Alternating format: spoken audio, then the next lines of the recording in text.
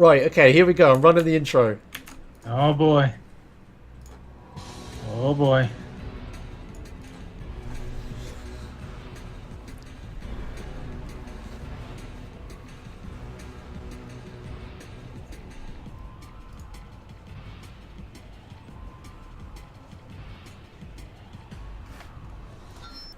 Hello, everyone, and welcome to episode 34 of Real Time Chatting. I'm Josh. I'm here, as always, with S.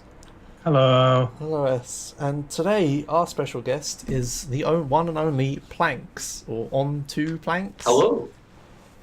Yeah, hi. And he is... What is your title at ESA? Co-organizer with I don't know. Co-organizer, okay. He's important, alright? And he's here to talk about ESA. Kind of just make it up as we go along. Yeah, okay. Fair enough. So yeah, he is here to talk about ESA, obviously. The event that starts, like, in 2 days. Right. Yeah, we're Yeah, going to have soon. an ESA-themed episode. But yes, so let's start with what we've been up to for the past week. So start with US. Let's start with you, Josh, Okay. because they're probably going to be more interesting. No, I'm not. I've literally done nothing the past week. Same. Okay, good. Well, I had like speed friends around my house. You know that because he was in the background when I was in the podcast last week. Actually, it wasn't until the very end when I purposely put his face in Oh, Zoom. okay, fair enough. Yeah, so there was that. Otherwise, I have been doing nothing. I've been doing like loads of random stuff I had to do before I've left for ESA. And sleeping. Sleeping That's is it. nice. Yeah. What have you been doing? This? I have been doing nothing that's related to speedrun. The most interesting thing would probably me playing through all the Guitar Hero World Tour songs of Mr. Post and trying to get a co-op full combo where you have to miss no notes. Oh, right. Okay. So you both miss no notes. Yes. Damn. Okay. So he plays the guitar part and I play the bass part. And then you... You got the easy bit, right? Nah. Well, it's usually easier on guitar. There's a few songs that are easy on guitar but not on bass. Okay. Fair enough. All right, Planks. What are you've been doing something vaguely interesting, right? Yeah, I've just been doing like finishing touches for ESA.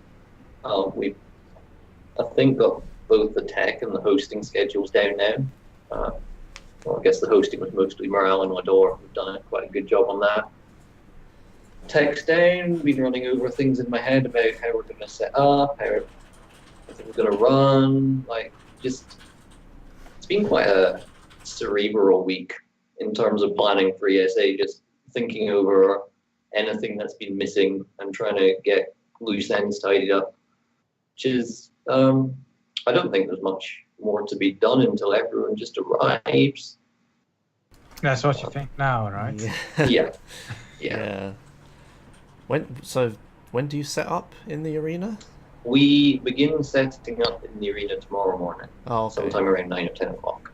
Right. So it'll be quite a small group to start off with, and then as people trickle in through the day, and we've offered anyone who comes and helps for set up an extra night in mass housing. So hopefully by the end of tomorrow afternoon we'll have a good crowd of people, and we hope everything mostly set up so that we don't have to work through Thursday night. Yeah. Cool. That's a good way as an organizer to make sure you have a really bad week, is to just start on absolutely zero sleep. And there was a wee job that I was going to do tonight, but Edna said, no, you will sleep. It's probably not a bad thing, right? Yeah. Sleep is good. That does sound like a good idea. Yeah. Yeah. Fair enough. Especially when you're going to be staying awake like the rest of the event, probably. Yeah. Yeah, it's not bad. All right, and one thing I have to ask you is because you're obviously in Sweden at the moment in the hotel. What temperature is it? Do I take a jumper? It's pleasant t-shirt temperature, but I wouldn't count on it being t-shirt temperature all week. Okay. Like me and Pat were sat out for lunch in the shade, and it was just nice, cool breeze, t-shirt temperature. Okay. Cool. Not sweatbox. I wasn't being like, oh, I really need to put shorts on or anything like that. It's just t-shirt and trousers weather.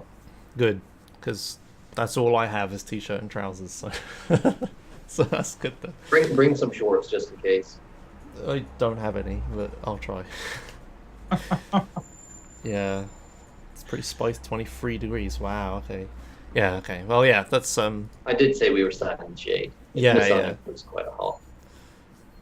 Cool. All right. Well, it's be nice to get out of this heat wave. It's actually got hot here today again in the UK, which is really annoying. It was hot in Edinburgh as well when I left. Mm. It was like 77 degrees Fahrenheit here earlier. It was pretty good. Also, my face is really dark. Yes, it is. Damn white wall you have with sunlight on it. All right, fair enough. But yeah, Yeah, it's okay. been a week, or fairly cold anyway. Oh, hey, look, there you go. Can you see the That's Sacred Church. No, you can't see the event from there.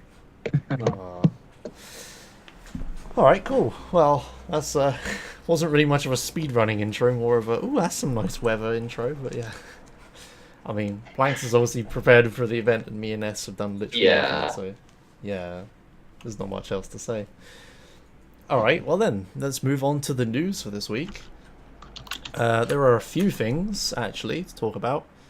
First of all, is something you always seem to put in here, S, and I have no idea how you find this every time. But What? the 12-hour challenge. Where do you get told about this? I was in the Discord channel and I got everyone pinged. Ah, okay, they have a Discord. That makes sense. Okay, because normally I see Golden tweet about it, and that's the only way. But anyway, it's the 12-hour challenge happening again. Oh, yes. Yeah, if you don't know what that is, it's a thing that Golden, who's like a long-time speedrunner, sets up. Would you say 3 times a year? Is it? I think he does it like after every DDQ, like a couple of weeks after DDQ. Ah, okay. This is the one that's like he did one in January or February, I think. Yeah, and And then this one is from last SDDQ. I think I remember you talking about the one before last ESA, complaining you couldn't do it because ESA was during it. So yeah, and that was makes the very sense. first one. That was like right in the middle of ESA. Yeah. But A yeah, lot of anyway. people did it anyway for a cheeseburger. Yeah, I did actually. I did I did chicken nuggets, the F-Zero thing. To provide some context, Naglaria last ESA set up a little station where he said if you can be, I think it was stage 5 in GX on. It was a really hard stage, and you needed to sit down for several hours and grind it and learn it. And he went and bought everyone. I think it was a cheeseburger at McDonald's who completed it. I got chicken nuggets. No, the cheeseburger was from Shrimps' Beethoven's II. Oh, was it? Beethoven's cheeseburger? Yeah, there was like 2 things. Yeah. Yeah, that was fun. That was fun. But yeah, it's sort of in that similar sort of vein. The 12-hour challenge is literally what you think. It's learn Except you get a cheeseburger. Yeah, you don't get a cheeseburger. But yeah, it's on a weekend. It's August 4th to 6th. You don't need to stay awake or anything. Just maximum 12 hours to learn a speedrun and try and get the best time you can in it. I mean, there's no official rules. It's not like an official event or anything, but Yeah. it's the suggested amount. And yeah, it's just to push people to actually learn new games and do a run of it. Like, If you have that one game that you've always kind of wanted to learn, but never really got around to it, then this is the perfect opportunity. I mean, you could do it at any time you want, but like now the whole community is getting in on it, so peer pressure or what's it called? The I don't know, the bandwagon, the hype train. hype train, something like that. Yeah, if everyone's doing it, it makes it easier, right? Yeah. Yeah, and this year's theme is tag team. That's it. Yes, Josh. So you are going to learn GTA 5 any percent, right? What? Because it has a tag team. 3 people. Oh, very good, very good. Yeah, any percent. You mean real any percent, right? Yeah, that's what you wanted to do, right? Yeah, maybe. Well, the thing is, it's like, it is August. Yeah, that is like the end of ESA. Maybe I will be motivated to do speedruns. Maybe. Do you have any ideas? I don't. Thanks. Do you do this? Come on. Nothing comes immediately to mind, but I didn't know this was coming up. I'd have thought about it a bit more if I had. Yeah, I'll keep thinking. Okay, alright. Get back to me on that. Yeah, I was thinking about Far Cry 2. Ooh, Yeah, I gotta try. finish that second run. Yeah, I guess yeah. I'll be ESA to do it. Yeah, you do have to finish it and then teach me as well during the event. That'd be fun. During the Sounds like that. yeah, either that or GTA 5. But yeah, so if anyone has ever wanted a time to do a speedrun or learn a speedrun, now is the perfect time, I guess. Well, August 4th to 6th is the perfect time. Because I imagine if you want to do one of the most popular games, like Super Mario 64 or Pokemon or something, most of those communities will probably, prepare a tutorial or something. I remember that one year there was the Speedruns Live Get Yourself Speedrunning thing, and they did like Pokemon and a few other games. And the Pokemon community made this really excellent beginner tutorial route for Pokemon Red, and I learnt that and did it, and it was great, really fun. So yeah, I imagine a lot of other communities will be doing that, and if they aren't, you can nag them and find other pre-existing tutorials. Yes. They compiled, or Golden and like just anyone compiled a list of all the speedrunning game communities Discords. Okay. I'll link that in chat. Is that the right link? I hope it is. And it's just you just sort the sheets by oh come on, just sort the sheets by game, and it's probably not complete, but it has a whole lot of games on it. So if you want to know more about your favorite game, here's a nice list. Yeah. And a regular Ginny is saying if a game has a lot of runners, they'll get highlighted on Speed Gaming, twitch.tv/speedgaming channel, right? So that could be interesting. Nice. There's like, I imagine there'll be like a Twitch community to join and stuff for it. Speaking of which, you can now join 3 communities on Twitch at a time. Yes, that happened a few days ago, didn't it?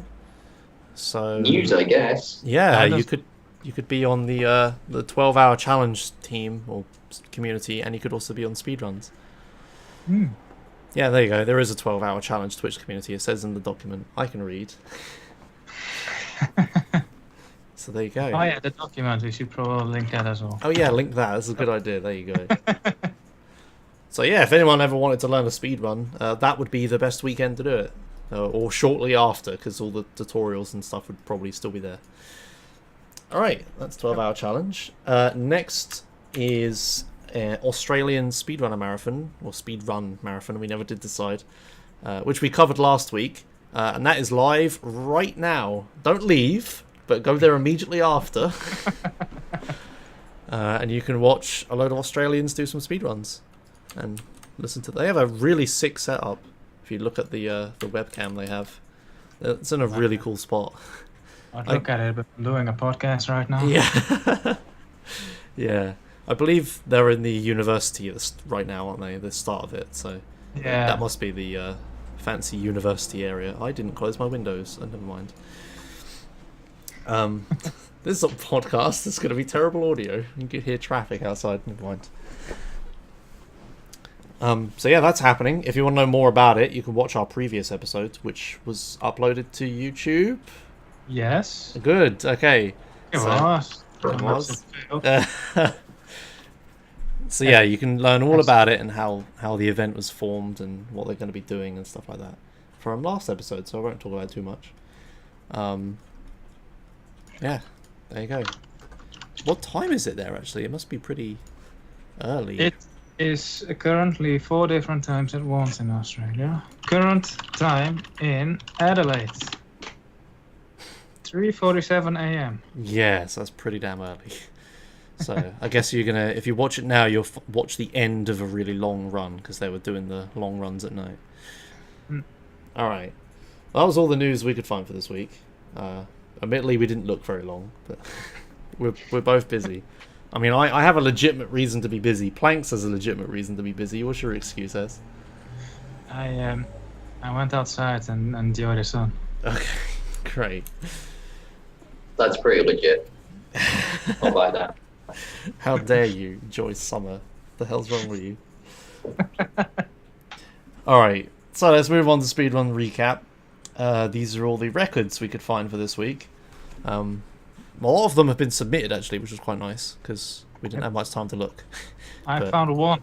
Found one. Good job. Yes. And it is Megaman by, I don't know how to say that, Cooler Kids. I know you're joking, but... Cooler Kid. Cooler Kid. Cool Kid. The big boy. And yeah, we actually had Cool Kid on the show. How many episodes ago? 9 or something like that, or 7, or something early on. Let me look it up. Okay. I don't think it was that early.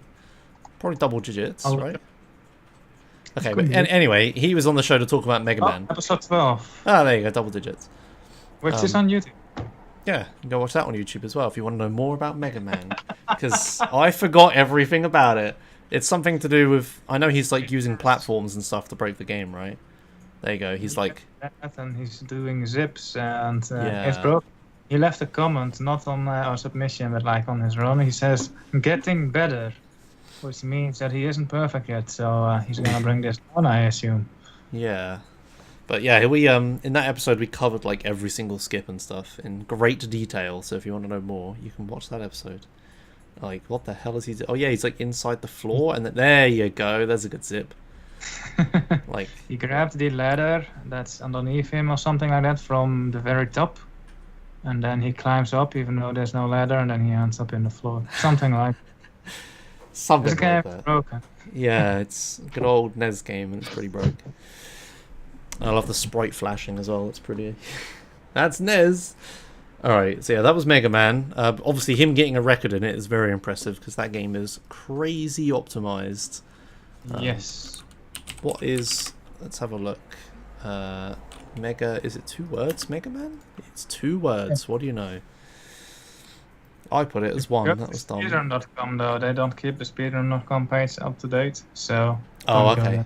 Alright, I'm not doing that then, never mind. Megaman leaderboard dot something. Okay. I would guess, but maybe it's not com, because sometimes you have these websites that just randomly have a completely different... What's that thing called? I don't know, the end bit of a URL. Whatever. Yeah. But yeah, so without looking at speedrun.com, that was Mega Man in 1824. So that is pretty damn fast. It's like 11 seconds faster than speedrun.com, but as said, that's really out of date. Alright, next up is a run we should know about. I feel like we covered this a lot. Yes, but this time we actually got comments, didn't we? Yes, unfortunately the comments we got were for a run that was beaten recently. So the run we're going to watch and talk about is not the run that's in the comments. Ooh. But maybe it'll be useful anyway, so have a look at what we got. Alright, well, you just... I mean, I could give you a timestamp and maybe it'll work out, so 250, 140, we'll see. 250, 140, got it.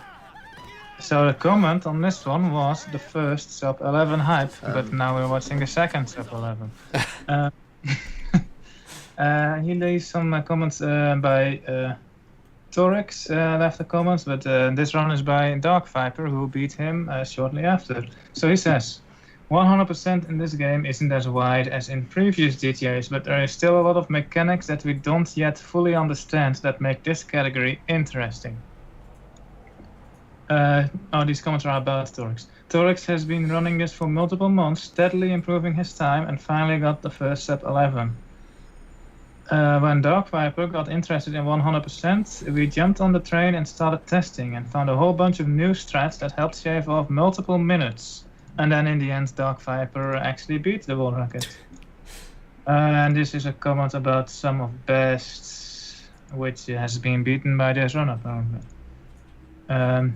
But yeah, the competition certainly helps strat finding, so times might still go down by a bit.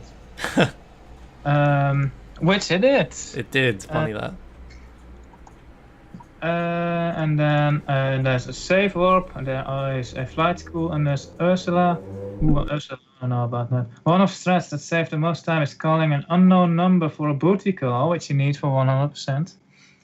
Which is one of that's yeah. Previously, we sat through a private dance in a strip club, which took about 2 minutes. Found by Cabaliers, this was pretty useful as it meant we had an 8-hour in-game time skip whenever we wanted in the run, which could come in handy for street races or other activities only available at night. Had I known that they were still sitting through the strip club for that, I would have just told them because I knew about this trick. Great. Yeah, because you were looking into doing another 100% category, weren't you? Yeah, I wanted to do true 100% plus. True 100%. Can't add the plus, come on. Yeah, I just called it 100% plus. Oh, okay. Or plus. That makes sense. Alright, fair enough. So yeah, Dark Viper beat it. So yeah, there's just time that's constantly going down, I guess, between Dark Viper and Torix.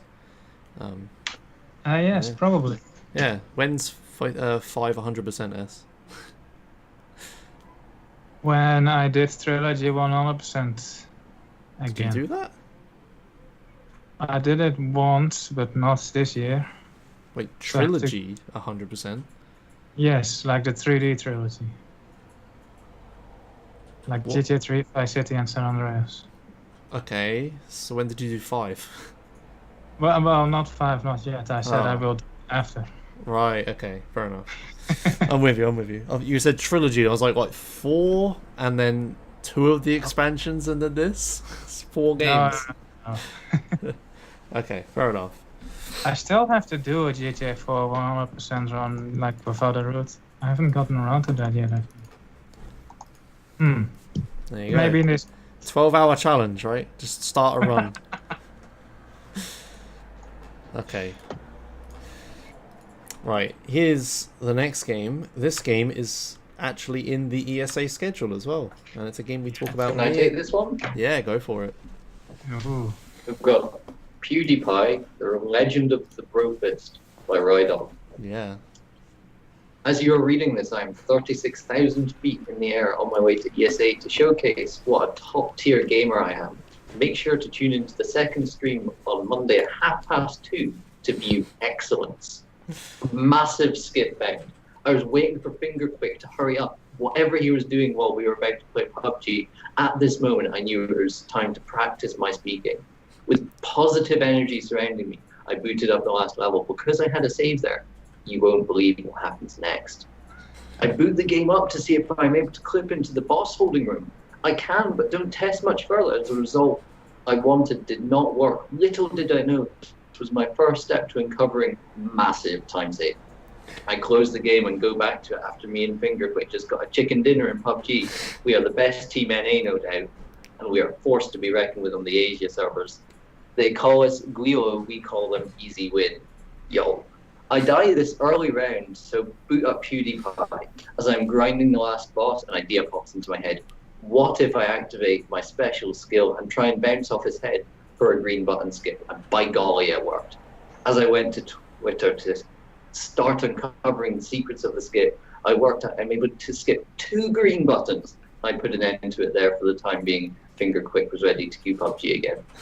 I die early this round again. Possibly intentionally. I boot up my game quickly as I recalled the clip into the final boss room. I could make this work with exactly what I need. The hit works, toppling the boss a 4th time, and the final time the skip saves 50 to 55 seconds, a massive time skip in this short game. As I lean back into my chair, I think to myself, God damn, that might just be the best gamer to ever exist. I'm right. I'm glad you read Thanks, that. You're perfect for Rydox's stories. Okay, well, yeah. I guess Rydog found a load of skips in this game. Unfortunately, was there timestamps? There was, right? Yeah, there was. Well, where am I going? 167 seconds, which is 2 minutes and 47 seconds. 2 minutes and 47 seconds. Okay, that's close enough. I'm Alright. pretty interested in The PUBG first chicken skip. dinner. Yeah. It says this one needs to be shown because of how epic it is. Right. I'm watching. Bearing in mind, this is Rydog Epic. Yeah. I don't see an epic skip. I hope Maybe we're in the it- right place, because this is an auto-scroller. Doesn't make much sense. Right? 167 seconds is 120 is 2 minutes and then 47 seconds. Yes. Was that it? That was like 3 minutes. He like died and then jumped. Oh, I don't know. Maybe he means like split times? No, it's like the timestamp in like the video URL. Oh. Okay, well, I don't know what I'm looking at, so... Well, one day we'll have Rydog on here. Maybe I can grab Rydog while we're at ESA, and we can do a PewDiePie episode. There you go. Don't tell him I said that. He's in the sky. He can't hear me. It's fine. Alright, well, that was PewDiePie. A game we almost... Up the fort. First thing he has learned. I'm This sure... game continues to surprise me with its legitimacy as a speed game. Yeah, it is actually surprising, all the stuff he keeps fighting in it. Yeah. But, Oh, yeah, there you go. Good thing it got into ESA. See, you saw the potential, right? You were like, this isn't just a meme, and you let it in and it was worth it. Alright, okay. Next game is... as soon as this car goes past. Warcraft 3 Reign of Chaos? Is that what ROC stands for? I think it is. Yes. Yes. There we go. Alright, do either of us know anything about this game? No, but there's timestamps. Ooh, okay. So this is again video time, 8 minutes and 33 seconds. 8 minutes and 33 seconds, okay. And apparently this run is also in ESA. Oh, okay. Alright, so this trick that we are seeing on stream right now involves summoning a water elemental over a river, which will allow you to reach a boss you shouldn't be able to reach yet, and making it much quicker to beat the level. Okay. And I am really bad at recognizing anything in these sort of games, so Okay. at some point there must be a water elemental that is being summoned. Well, me and Planks play Hearthstone, so I sort of recognise this. So there's Jaina, she's like a mage. And there's a card called Water Elemental, so I know what that looks like, and she's going to summon it across a bridge. I think I went too far back. No, I didn't, I don't think. Yeah, okay, so here's the river, and here's Jaina, and she's going to summon a Water Elemental, and it's going to go over the bridge. She like, okay, so what he's doing, he's like blocking off all the spawnable points, look, with the dudes. He jams her into a corner, and then she summons the Water Elemental, and it gets pushed over the river. There you go, I figured it out. Using only Hearthstone knowledge. Perfect. Not bad, not bad. That's cool. I have absolutely no idea why that triggers the boss early, but it does. So there you go. But yeah, this is obviously, you know, Warcraft, the early Blizzard games, early-ish. This is what World of It is Warcraft. on at 8 o'clock on Monday on stream 1. There you go. That boss is Kel'Thuzad. Oh shit! Look at all the Hearthstone knowledge coming out. Okay. Are there any other timestamps? Oh yes, 9 minutes and 55 seconds. Okay. Alright, it says in this level you're supposed to defend your base for 30 minutes, but you can actually win much quicker if you destroy the 2 enemy bases instead. There's also an Easter egg that is used in this level. A sheep is hidden in your base, and killing the sheep will give you an item. So did we see any sheep? That's a sheep, and it died, and it dropped an item, and he took it. Very nice. So that's an Easter egg apparently, and it's always nice to see Easter eggs implemented in the game. Yeah. I don't know why that was an Easter egg though. I didn't quite get it, but you just like knocked down a building and then some boxes, and then there was a sheep. I guess it's more of a secret than an Easter egg. Maybe. All right. Anything else? We can do a few more. That's it as Okay. far as these comments are, unless I miscopied. Where is it in the submissions? Nope, that's it. All right. Well, speedrunning RTS games is always interesting because you need to just play RTS games like a pro to be able to speedrun it, basically. Yes, I've actually been playing a bunch of Age of Empires 2 this week as well. I forgot to say that in the intro, and I am bad at it. And I cannot imagine speedrunning any game like that. Yeah, I've played StarCraft 2 a bit, and I'm pretty terrible at that. And I like to think I'm good at games, but StarCraft 2 is damn hard. And this is also... I'm up to 160 hours on the new Factorio patch. Is that an RTS? It's Yes. a sandbox game. Yeah, it's a management game. It's kind of a strategy game. I mean, it's basically RTS, but without an enemy player doing the same thing as you, right? Yeah. You're still building a base and a thing. Yeah, but you're not... You do manage armies?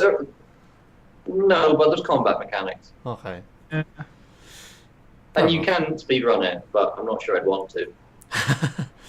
There's an any % end game where you launch a rocket, and that's like the main objective in the game. Then it just becomes pure sandbox. Okay. I can't remember. That's like speedrunning Cities Skylines or something like that. I don't think that'd be that great. Pretty much. Yeah. More interesting than that. Okay. All right then. 12-hour challenge, maybe. I think like management is like City Skylines and all that actually could make for an interesting speed game if you're good at it. Yeah, that would be pretty interesting. All right, there you go. 12-hour challenge. Someone get on it. Well, Okay. I know Shrimp and Goose and Tier have all played this category as co-op, just any % in it, and it's like 3 or 4 hours to play to that conclusion doing its co-op. So you can do co-op quite a lot of players in that game. Wow. Okay. All right. Yeah. Next up is another game, another genre you wouldn't think had a speedrun, but apparently it does, and that's Realm of the Mad God. Have either of you two played this game? I have never heard of this. Okay, I have played it, so there we go. So this is, this is originally, I think it was originally a Flash game. I don't think it still is. It's probably just HTML5. But it's basically just a browser-based MMO, but extremely crude. So it's like those really early 90s sort of, or early 2000s, online MMOs. And this one's actually interesting because it's kind of actually a bullet hell. I don't know if I skip to like end game content, if you like look at this, like that's just a regular fight. I think that's a boss actually, and he's like, it's a bullet hell. You have to avoid the shots. So you shoot bullets, the enemies shoot bullets, and you have to dodge them. Like look at this ridiculousness. Yeah, and if you get hit by that stuff, you die really quick, and this is a permadeath game. And trust me, it hurts when you die. It really does. And some of these parents look straight out of Toho. Yeah, they probably are all lifted from that. I'm like recognizing enemies and stuff. He's using the rotating camera though, which is triggering me real hard, but whatever. But yeah, this is it's kind of like a World of Warcraft speed on any other MMO. The speed running to max level.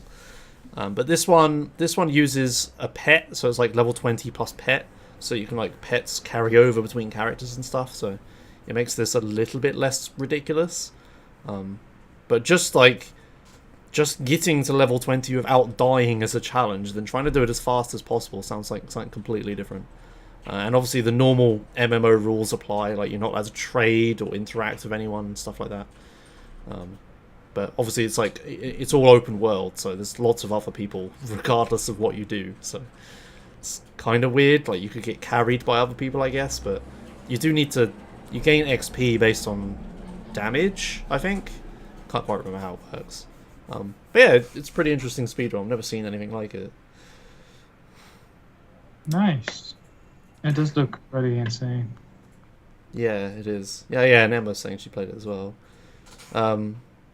how do you rotate the camera? Oh, I don't know. There's like a option that lets you rotate it with the character, so he's doing that. But yeah, so that's a pretty interesting speedrun. I thought I'd highlight it. I saw it in the list. I don't know how legitimate it would be. Probably very easy to cheat with like other people helping you, but it looks really interesting, so I'd love to try it at some point. Hey, there you go, 12-hour challenge, Realm of the Mad God. This is actually a very good game to play on my laptop while I'm at ESA, because my laptop can't do much else, and this obviously doesn't take much resources, so thanks for reminding me, random internet person. Oh, I should say it's by Spaz, and it's in, how quick? 11 minutes 55. So yeah, any other Realm of the Mad Gods experts out there, try and beat this. You could start a thing with Realm of the Mad God. There you go. I mean, that's 12 minutes, but if you permadeath, if you hit any of those projectiles, then good luck completing a run like ever. Yeah, it'd be pretty damn hard. Also, they have an any % category. I don't know what that means. Is there like a boss at the end you can kill? I've never beaten the game, so I don't know. Alright, moving on to the last run of this week.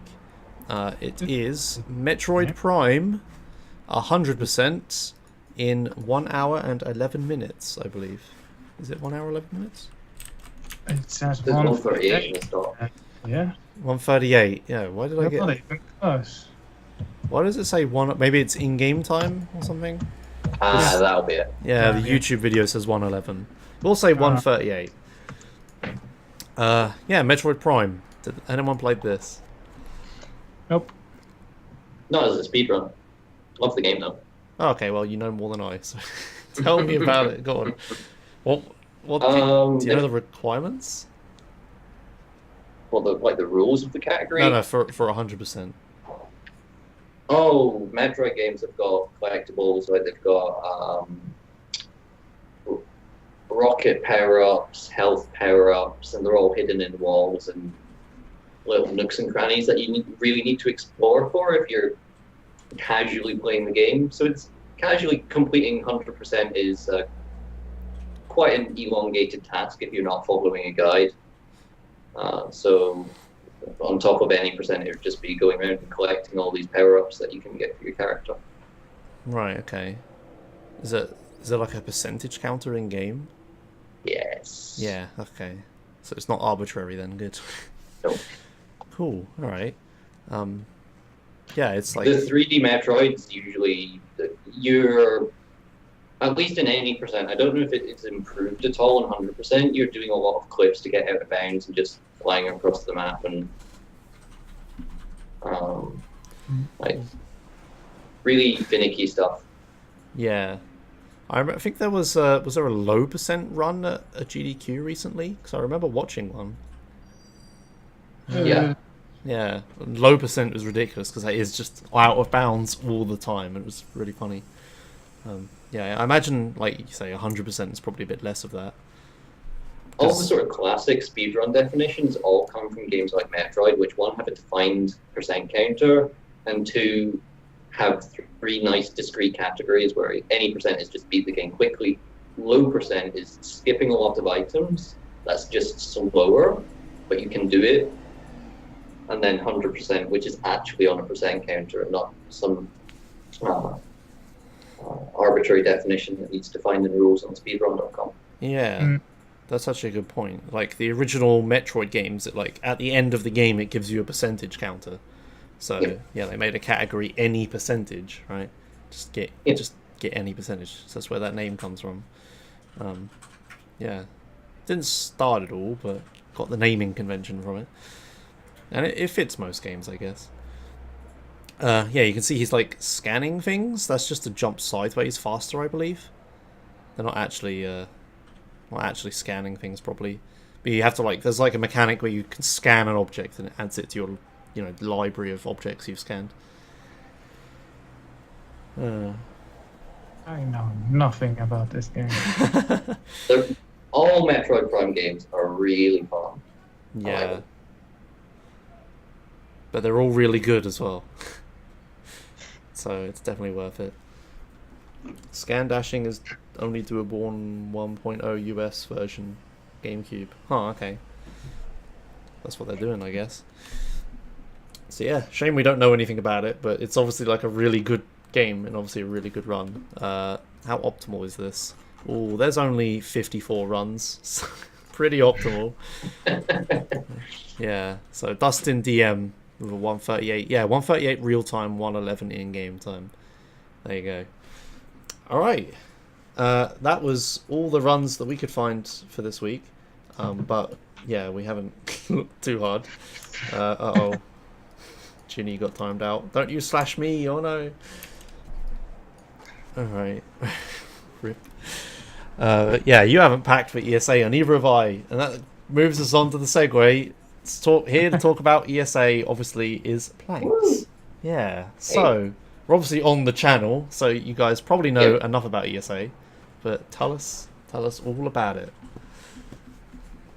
ESA is a speedrunning marathon. Mm-hmm. It was originally started to become something of a European counterpart to the AGDQs, which were in their fledgling stages in the US. Started in Skövde in Sweden with a group of people. It had quite a good core community in Skövde.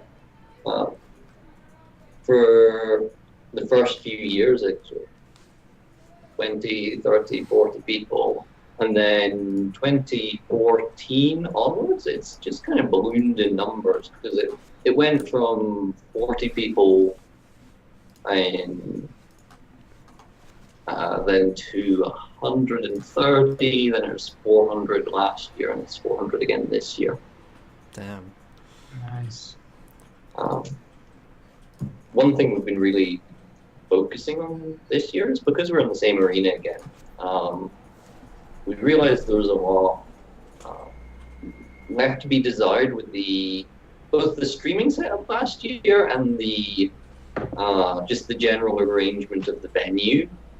So we looked pretty hard at how are we going to lay out the venue better? How are we fixing our tech problems? Our tech setup for this year has now been tested at 2 IRL events, the last 2 DreamHacks, which are both run with relatively little event.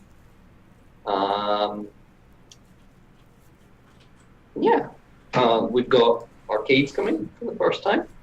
Nice. Those are going to be there from the first weekend through to Thursday. The guy has to leave with them on Thursday because he has another client booked on the final weekend.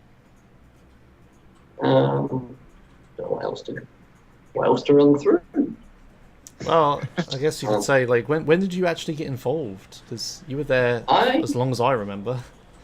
I first went to ESA in 2014, and I'm just the sort of guy who likes producing events. I'm a much better event runner than I am an event attendee, because if I'm going to an event, I always want to help in some way, shape, or form. So there was various things around the edges of 2014 that I was just able to get my teeth into and set up. And from there, 2015, me and Edinal and Oasis spent a lot of time researching into how to do RGB capture on a big scale for speedrunning marathons. So in that year, me and Edinal grew quite close just because we were constantly talking back and forth about tech and research. We both spent quite a lot of money buying equipment for personal purposes just to see if it worked. There was a lot of trial and error went into 2015. And looking back on 2015, we still reckon that setup was probably roughly as good as you can get for an analog capture chain. Some of the things that were rough around the edges, the PC video capture was not very good. High resolution video, as soon as you start going into long cable runs, like more than 3, 4, 5 meters, like 5 meters in the absolute most, and then you just forget it for something that looks crisp. So, and last year, Last year we tried to go digital, but we tried to go digital cheaply, and that's HDMI is where all of our problems were last year. Right. So I could explain, but I'll save it. Needless to say, all of our ESA problem devices from last year have been swapped out. That's one of the things that the increased attendance fee this year has been able to let us do, is it's let us properly invest into things that make the production that we want to do possible. Last year, we tried to do it, but just because of the corners we were cutting, it in a few cases fell down, which we've absolutely gone to great lengths to rectify. Another thing we've got is a projector. Yeah, good. Very good. Yeah, that was one of the problems I remember last year, was not being able to really watch the stream from the venue.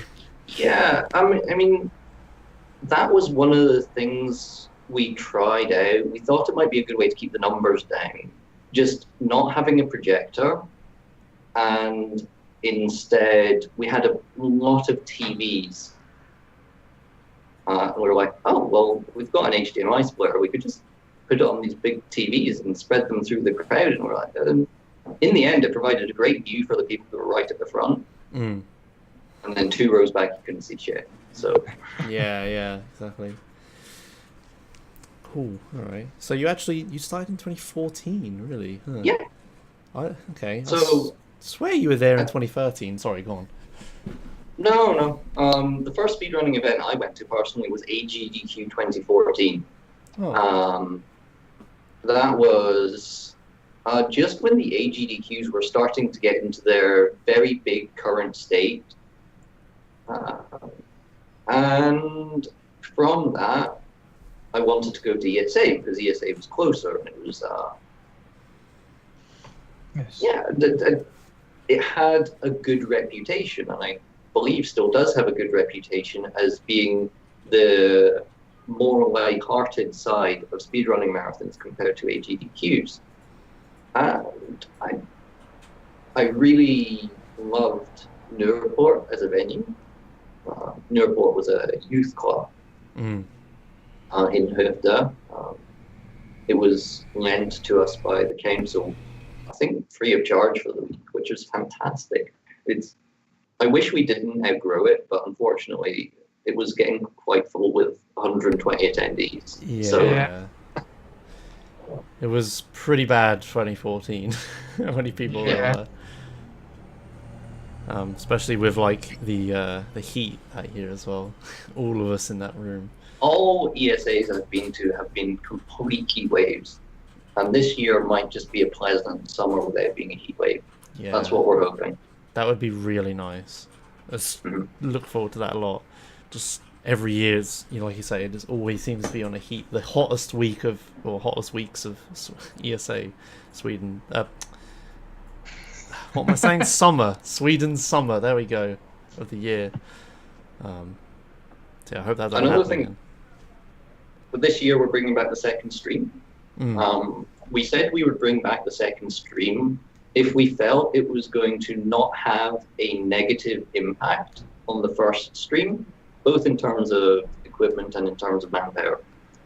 And we have, producing the second stream, Liva of Geeky Goon Squad, who has extended his stay. He was going to come over for the Smash tournament on the first weekend, and now he's going to stay all week, and he's also going to produce the whole ESA second stream. Damn. Nice. Yeah. So if anyone wants to see what a more reasonable speedrunning marathon setup would look like compared to ours, because ours can look quite scary, I'm not going to lie. That's going to be a quite good setup to have a look at, because it's going to be one capture, one microphone, single player games only, going to be pretty laid back. Neva is able to explain things if you're ready to listen. Can be an issue sometimes. Yeah. And he is an incredibly good producer and director of his own streams. Cool. So, this is why it's back, because it's essentially we're providing him some equipment for the video capture, but it's nothing to do with us. Yeah. We'll end up helping him on occasion when there's trouble, but the day-to-day stuff we're not going to have to worry about. Yeah, that's pretty good. Because I like one of the main selling points of ESA that I always seen brought up is the double stream thing. Yep. And everyone was really sad that it wasn't there last year. Yeah. When Adonal he proposed the idea to me at ESA 2013, we just sat there on some couch, in the back room, and he was like, "Oh yeah, I want to do this, right, for 2 streams," and I thought he was crazy because it just seemed so ambitious, but he pulled it off. Or you pulled it off, I should say, all. And it was great, and it's definitely one of my favorite things about ESA. I still don't quite know how 2014 ran as it did, because the second stream and the first stream, neither of them had properly scheduled tech crew. Yeah. It was just whoever was hanging around at the time just kind of did it. Yeah. Yeah, I remember even you roped me into it a few times, didn't you? Didn't I do the bonus stream as well for 14? I think I remember. It was helped at the time. The setup more closely resembled what you'd expect from a home setup. So a lot of people could pick it up and just do it. That's not the case now. But what we've been moving towards is a setup that's built for speed, but you need to know how to operate it. Yeah, makes I sense. realized I intonated that like I was going to say something more, but I wasn't. I was like, yeah. You actually, you recently posted a load of tutorial videos, right, for all the tech helpers? Yeah, I posted, I think, 4 in total videos on the YouTube channel, which is youtube.com/Euro Speed Assembly, I believe. I'll find it. They are pretty targeted. It's just me being a talking head on a camera like I am just now. At people who are going to be doing tech volunteering this year. I hope they provide a good primer, but ultimately it's going to need people to get their hands on the equipment, have a go, try not to be too afraid of breaking stuff, because there's nothing too major that can be broken if people don't start unplugging wires. And at no point should wires need to be unplugged. Famous last words. Quote Uranium Anchor, AGTQ 2014. If anything ever gets unplugged, you're doing it wrong. I distinctly remember him saying something like that, and I'm saying it now. Great. Yeah. Okay. Awesome. Yeah, I'm actually looking forward to if I'm ever bored, I'll just see if stream number 2 needs hosting, because that's stream number 1. You got a schedule written in stone, right? And then stream number 2 is just whoever wants to do it. So you can have that old school, laid back speedrun it's going marathon. To be very old school marathon. It's going to be a great time for anyone who's wanting to have a go at hosting, but has maybe never done public speaking before, or never done hosting before. Just go up, ask the other host to give it a go, or if there's not a host, just sit there and do it. It's I did hosting at ESA 2014 once, and there was this piece of paper, right? And it says, "Oh yeah, you gotta plug the charity every once in a while." I think I'm the only one who did it. we had some thoughts that nobody ever plugged the charity, and I just read it every half hour, interrupting the runner. We had a bit of paper last year. It was, in retrospect, it caused us more problems than it solved, because it had a list of charities on it. sorry, let me say again, it had a list of sponsors on it. However, it listed at the top of the list most of our minor sponsors. So, like, for example, there was a lot of shout-outs given last year to a major German car company, whose entire sponsorship of the event was a van as a runabout for the week at either free or very heavily discounted rates. And all week, because it was on this bit of paper, near the top of the paper, they were getting, like, premium shout-outs. Good God. Oh dear. So, and then Twitch, who are probably still our most important sponsor, was left quite low down. So like it worked very topsy-turvy. We're gonna make absolutely good on that this year. Big love to Twitch. Yeah. They help with a lot of events, don't they? And a lot of things in general. Yeah. Yeah, I think last week we were talking about how Twitch was helping with ASM as well. I think they provided them like a shuttle bus between the hotel and the event or something like that. Oh wow. Yeah, it was really nice. I can't remember exactly what it said. We could do with that on Saturday. Yeah, you could. Yeah. All right. Trying to think of other questions. What do we normally talk about with a marathon? That is a good question. I have a question. You mentioned there were arcade machines and stuff. Yes. What other behind-the-scenes activities or cool things are there planned? Furthermore, we have the return of Board Game Guy. Board Game Guy was a very sleeper hit last year. We weren't sure whether it was going to go really well or really quietly for him, and he had a roaring business. He was lending out games, he was selling games. A lot of people tried new games last year. A lot of people tried out Magic the Gathering. Yep. Yeah, that's becoming something of a regular thing for ESA. People who come from other possibly objectively inferior electronic card games are trying out real Magic. Come on. Possibly the worst. Possibly the worst mistake in their life if they actually enjoy it, because then they'll realize how much a real card game actually costs. Yeah, I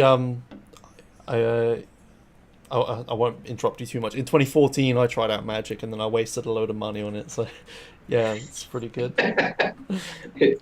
I mean, if you think electronic card games cost a lot, check out the cost of one card in one Magic decks, and it's like, yeah, okay then. Our esteemed friend here, Joshimans, is organizing a Hearthstone fireside gathering. Ooh. What sort of format are you going to be doing for Hearthstone? So, apart from the fireside brawl, which is going to be happening constantly, wait, hang on.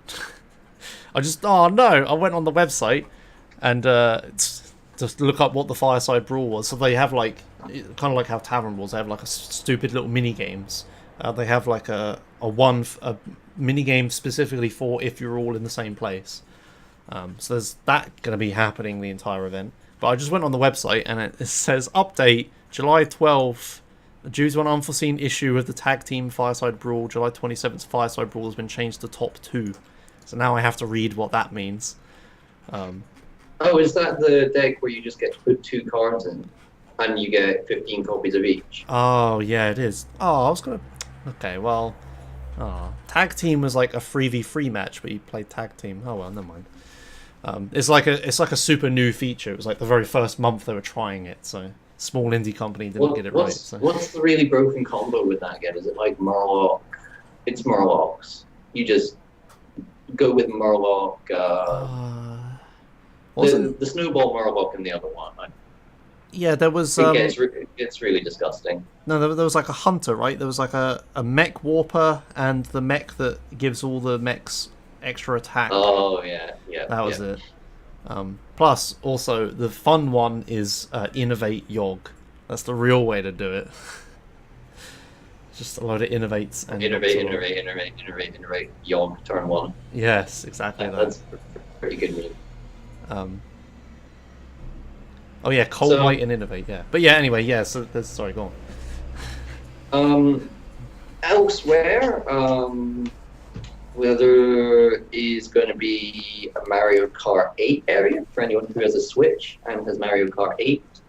I was considering buying it yesterday. I'm always kind of put off by the price of spending £50 on a kart game. But if I see everyone's having fun, I might feel obliged to join in. There will be... Oh, Rasmus says that D&D will be played at ESA. Oh, D&D, okay. There is a return of Mafia, of course. Oh yeah, God. If you're unaware of Mafia, if you're at ESA, just listen for the distant shouts from the Glary shouting, "Mafia!" and you'll find them pretty quickly.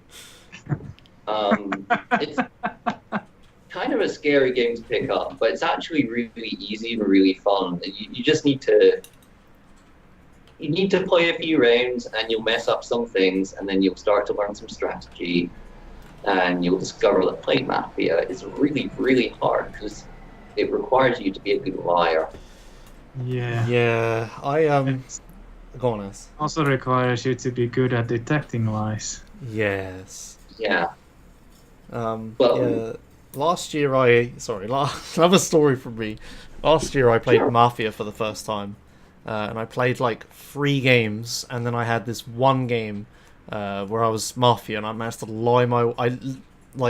fucking lying to Pac's face, just like looking him in the eyes, just like make him believe me, and then he, made me win the game. He had control. It was like me and one other guy. The other guy knew I was lying, and I was obviously the bad guy, and then he couldn't decide which one of us was real or not. So then he had the deciding vote, and I was just lying to his face, and then I won. I never felt so bad. I never played Mafia again after that. Also, if you're going to ESA and you don't know many people, Mafia is such a fantastic way of breaking the ice and getting to know people in a really low-pressure environment. Yeah. It's possibly the best way at ESA to do that, to get to know people, because like the Mafia crew tends to... once you start joining the Mafia crew, you never really leave, and it just becomes quite a good community over the course of the week. That it grows and grows, and there's some big games and small games, but... Yeah, it's a really good party game, I guess, and that's all the ESA is. It's just one big party, right? Yeah, exactly. It was a lot of fun. Yeah. Cursed Dolls is organizing bowling. Ooh, nice. Anyone who's interested in bowling should see her thread on speedrun.com. I think it's going to be 80 crowns, so nice and cheap. 80 or 18? 80. 80. Okay. 18 would be incredible. Yes, like, what? I got confused there for a bit. I mean, 8 is still pretty good. Yeah, 80 is still, 80 crowns is still really good, but 18 would have been a bit ridiculous.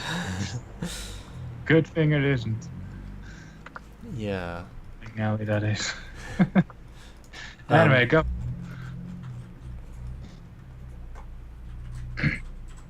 So the way ESA is going to work is that we're going to have all of Hall A and half of Hall B, and then the back half of Hall B will be used on the first weekend for Smash, and will be used on the last weekend for the Northern Sky LAN party, which was there and was arranged last year, but we forgot to tell anyone. Yes, that was. Yeah, that was pretty confusing. So yeah, what happened at ESA last year was on the last day, the Hall B, which last year was completely unused. On Friday, people just started rocking up and building a LAN party in there, and everyone was like, "What? You what? Yeah. You what?"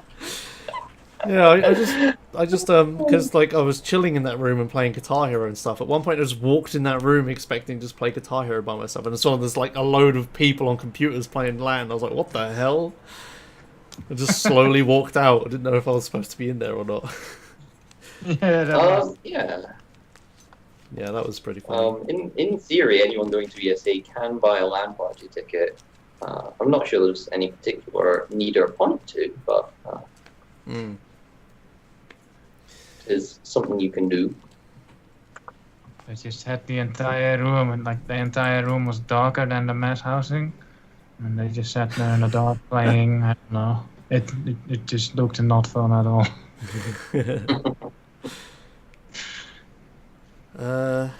Pokemon Go. I'm looking at the forums. Apparently, that's happening. All right, that's still going. People play that Apparently. still. Yeah, it's like some people talking about it on the forums. Wasn't Pokemon Go already a thing by last ESA? Yeah, it was pretty popular last year. I remember everyone was battling over the gyms and stuff. What else was there? Oh yeah, you mentioned the board game guy is back, but there's also a lot of us bringing board games ourselves as well. Yes, the more people who bring their own board games, the better, because one of the most fun things I've discovered you can do is actually just try out each other's board games. Because if somebody's deemed something good enough to be bringing with them, it's probably pretty good. Yeah, exactly. I'm bringing a couple games this year. Last year I bought a copy of Tesora of the Seas in Sweden and played it with a load of people. And I had people like asking me if they could borrow the board game if I didn't want to play it. This year I'm also bringing Carcassonne with like a shit ton of expansions, so that should be a laugh. Lots of other people, there's like a big forum thread about it, I'll post it. But yeah, loads of people are bringing loads of stuff. And if someone, like Panic said, if someone brings a game, it means it's good, and they also know how to play it, so they can teach you, which is real useful. Yeah.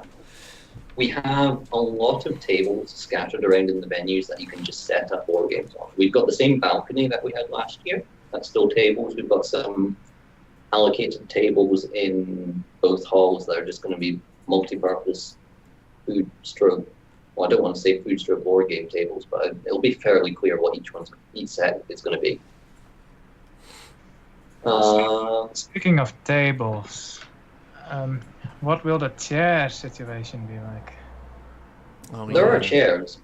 This is a perennial request of marathons, and unfortunately there's not a hell of a lot we can do about chair quality without extremely hiking the price, because higher chairs, even as they are expensive.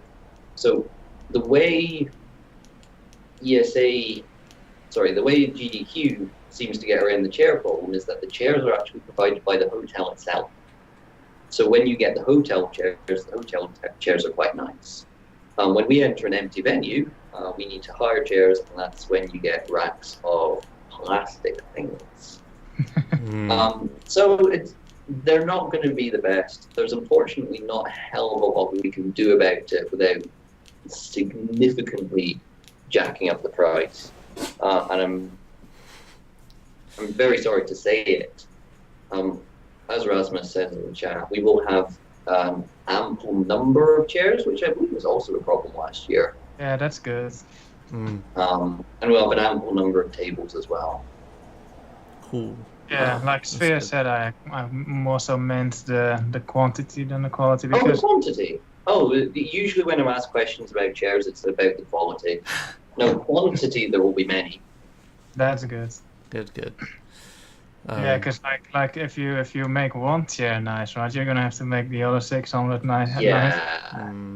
Yeah. Or, I did not expect high quality chairs. But like quantity, I think last year there was some issue with quantity as well. I'm not sure anymore. One thing, this is new, is that we are setting up a little area which we're going to be calling the BYOC computer area. This is in response to basically requests from people who do streaming as their job. If they come to ESA and they take a week off their work to do it, it costs them a lot of money. Because if you're self-employed in any job and you take a week off work, it's going to really, really hurt you. Like a typical streamer who can go on holiday for a week can lose 25% of their subscription revenue for that week just in people not resubbing. This is particularly the case with Prime revenue being so important now. So while it's not going to be anything special, we're not providing any computers and we're not providing keyboards, mouse. There'll be monitors there. I guess there'll be some scabby keyboards in my venue. What you will be able to do is it will be an area which will have internet hookups that you can plug your laptop in. You can bring your own little streaming rig and play games. Okay, That's that's nice. good. I was actually going to ask about that because I want to do that while I'm there. Yeah.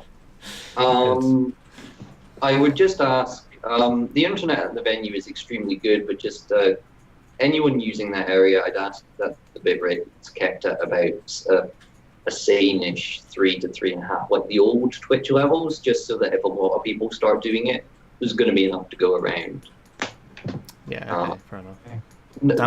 Doubt my laptop could do much more anyway, so... No, anyone who's streaming on laptops is probably going to be doing it in lower quality anyhow. Yeah. So that was a bit of... I feel it's an area of marathons that's possibly been underlooked at in the past. It's something that DreamHack does. I've come to realize that the streaming area at DreamHack is probably more for the benefit of the streamers who they want to come to DreamHack than it is for the fans to go and do a meet and greet. Because the actual meet and greet experience is there.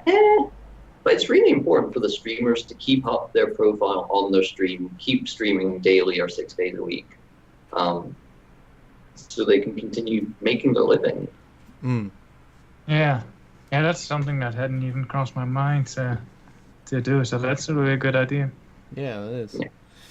Where is that? Is it in a quiet area? It's currently earmarked in Hobby. Okay. Depending on how easy or difficult it is to spread network hookups around the venue, the areas of PC computers may vary enormously. Because ultimately, we're going to be limited to proximity to where the network ports are. Yeah, fair enough. So we've estimated to the best of our abilities where they'll be, but if the floor plans kind of half public in the Discord just now, I don't have a link to hand. It may change slightly compared to the published floor plan, mostly to do with internet hookups. Okay, I don't think I can find a link to the layout. Maybe Edinal has it. Edinal was in chat before. Yeah, okay, if he's there, you can link it. Alright, fair enough. That's pretty good. Have you got any other questions, or should we move on to the schedule? I have one question about mass housing. Okay. Right. Is it going to be, or is it even still there, and is it going to be in the same place?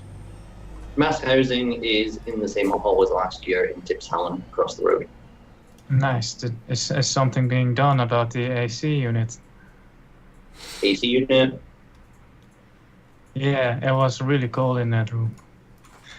All right. I didn't realize it had cooling. I think the answer to your question is probably not. Yeah. Yeah, it was really loud as well. Yeah, like it was already cold in there, and then it was nice and quiet, and then suddenly, and it just became Did it cold. turn on and off and on and off, or did it just start one day and... It was just on at some point when it didn't need to be. Right. So, Probably a if fun there's stuff. time, I'll try and find something tomorrow. I complained about it in the thread last year, and I completely forgot about like any follow up or anything. So much anything is being done about it. Should go to the hotel anyway. It's much more fun. What? Anything else? CRTs, in-house PCs. We do have a return of the DreamHack PCs. So there's going to be a lot of PCs around. There's going to be the DreamHack PCs, which are kind of old now, but some of them are okay. We're going to have like 3 tiers of in-house PCs. So we're going to have like old office laptops, and we're going to have old office PCs, which a mixture of i5s and i7s with 1060s in them. And we're also going to have a couple of better spec i7, like current era i7 gaming PCs that have got 1060s in them as well. So we've gone from having like no PCs to having quite a lot, which I'm. How do you do that? Like you'll swap them out, I guess, or what? Yeah, when it comes to doing your run on a PC area, it's just going to be a case of you're either bringing your own laptop to the PC area, or you're bringing the PC that your game is set up on from the practice area to the PC area. So there's going to be a bit of swapping around. Yeah. So I guess there you do need to unplug some cords. Yeah. A mouse, a keyboard, and a power cable. Oh dear. Yeah, that's nice because like earlier, like I don't think this was an issue the last 2 years anymore, but like the first 2 years it was really, I just had to nag everyone like, hey, I want to install my game on the PC, and then I did it at some point when the stream was already going on and I sat next to it. I felt really awkward sitting there installing my game, making sure it ran. Yeah. It was such a minor issue, but now that seems like a really good setup. There's no perfect way of doing PC games. Capturing it for us is now quite straightforward, but the issue of runners installing their games and getting them working to the runner's satisfaction, it's still just a very time-consuming process. As far as we are concerned, we are happiest when a runner brings their own laptop, because all we need to do for a runner's own laptop is plug the HDMI cable into it and plug the audio cable into it. And the runner, because it's their own equipment, they know the game is installed correctly, they know the settings are correct, they know sticky keys is turned off already. They know Windows 10 update is up to date, or at least disabled.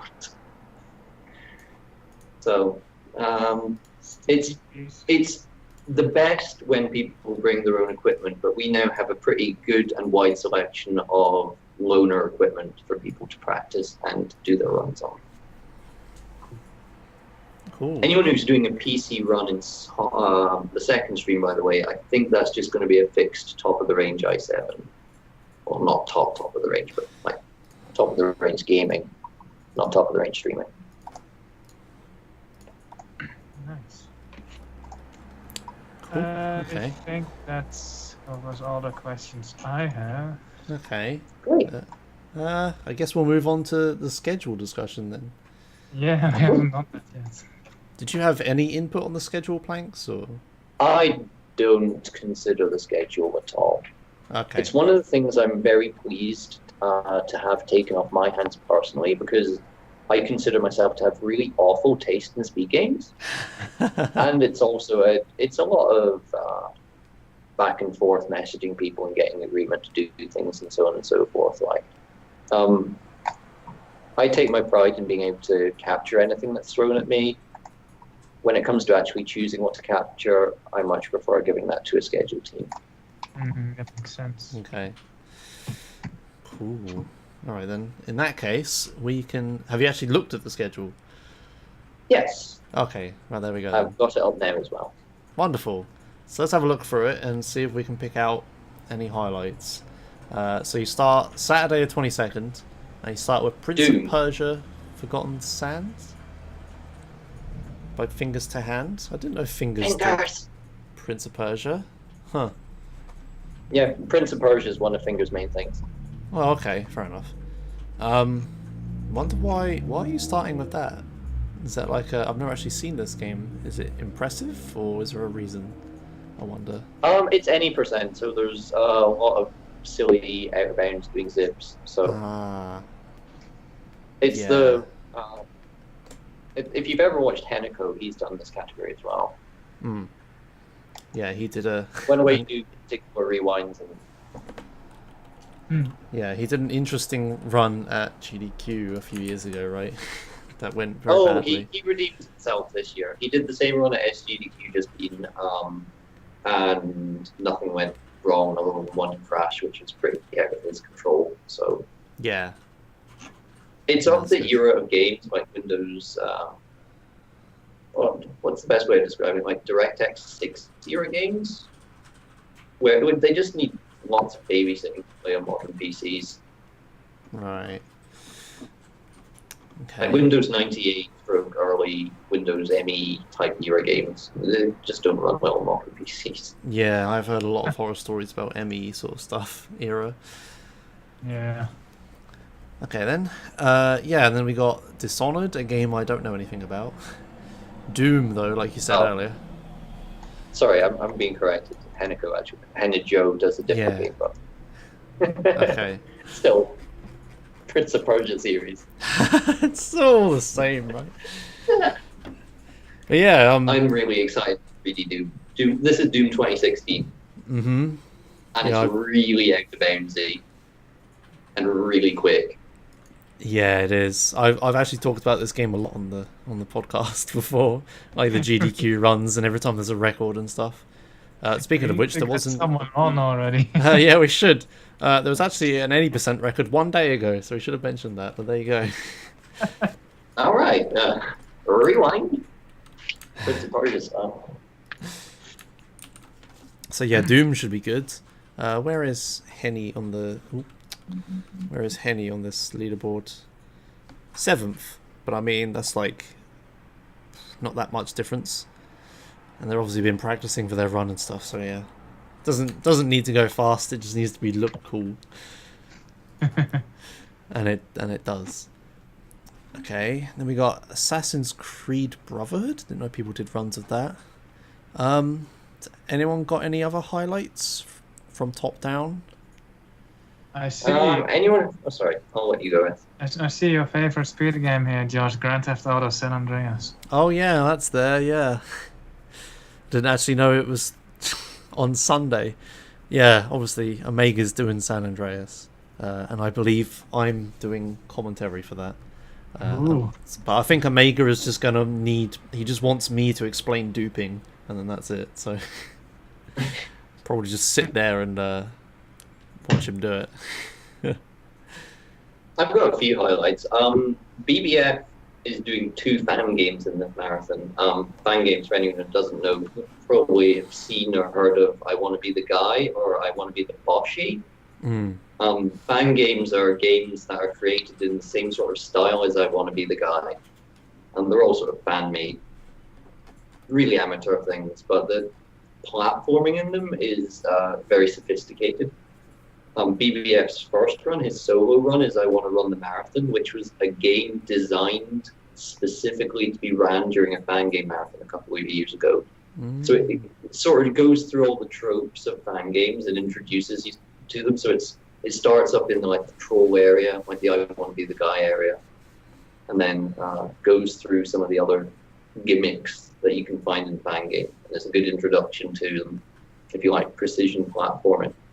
That's a really cool thing. I've never heard. That's such a weird concept. A game designed to be like a marathon introduction, right? Yeah, and it's literally called I Want to Run the Marathon. Yeah. It's just like it's a good speed run in its own right, but it's been designed to be very meta and very viewer friendly. And in the same way that's what Boshi always did very well. It was very fan servicey and very accessible to the Twitch viewership that made it so big in the first place. Awesome. What else we got? There's Trackmania 2 Stadium by Spam. I think someone in chat said that Spam was an actual proper esports player of this game. Yeah, I think so. Yeah, and I have played this game and it is pretty crazy to watch. So that should be a good run. All flags is basically kind of 100%, I guess. So that would At least be. they've not called it 100%. Yeah, exactly. I might be wrong. I think that's what it is. I'm not sure. But yeah, that should be pretty entertaining to watch. The run I'm looking forward to the most probably is the very first run on Wednesday night. Oh, it's the second one for you, but it's my summer car. Yeah, that will be great. Tyrionet versus Shrimp past the inspection race. That's a game we've talked about a few times here. That is this the game where you're like you're a Finnish person, right?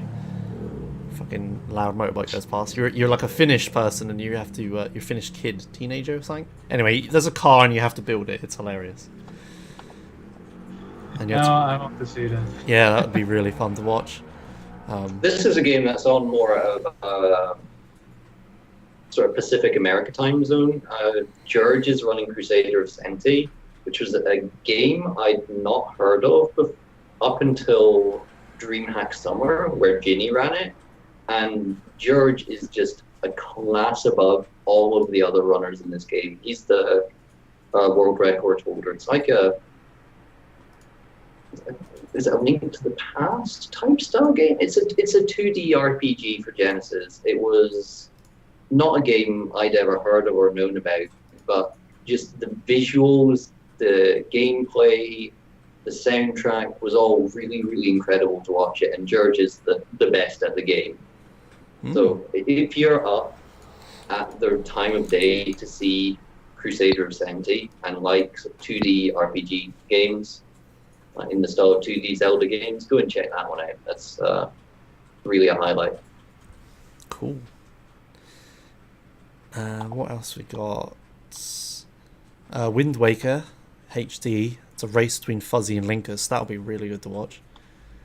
Oh, I've got gossip. Fuzzy's doing a new route. Oh. Oh, okay. Fuzzy's going for the full memes. He's going for all the high risk strats. Okay. So he's going for death or glory. Right. Interesting. Yeah, because So that's Linkus 80%. Yeah, Linkus is going for overall the safer but slower route.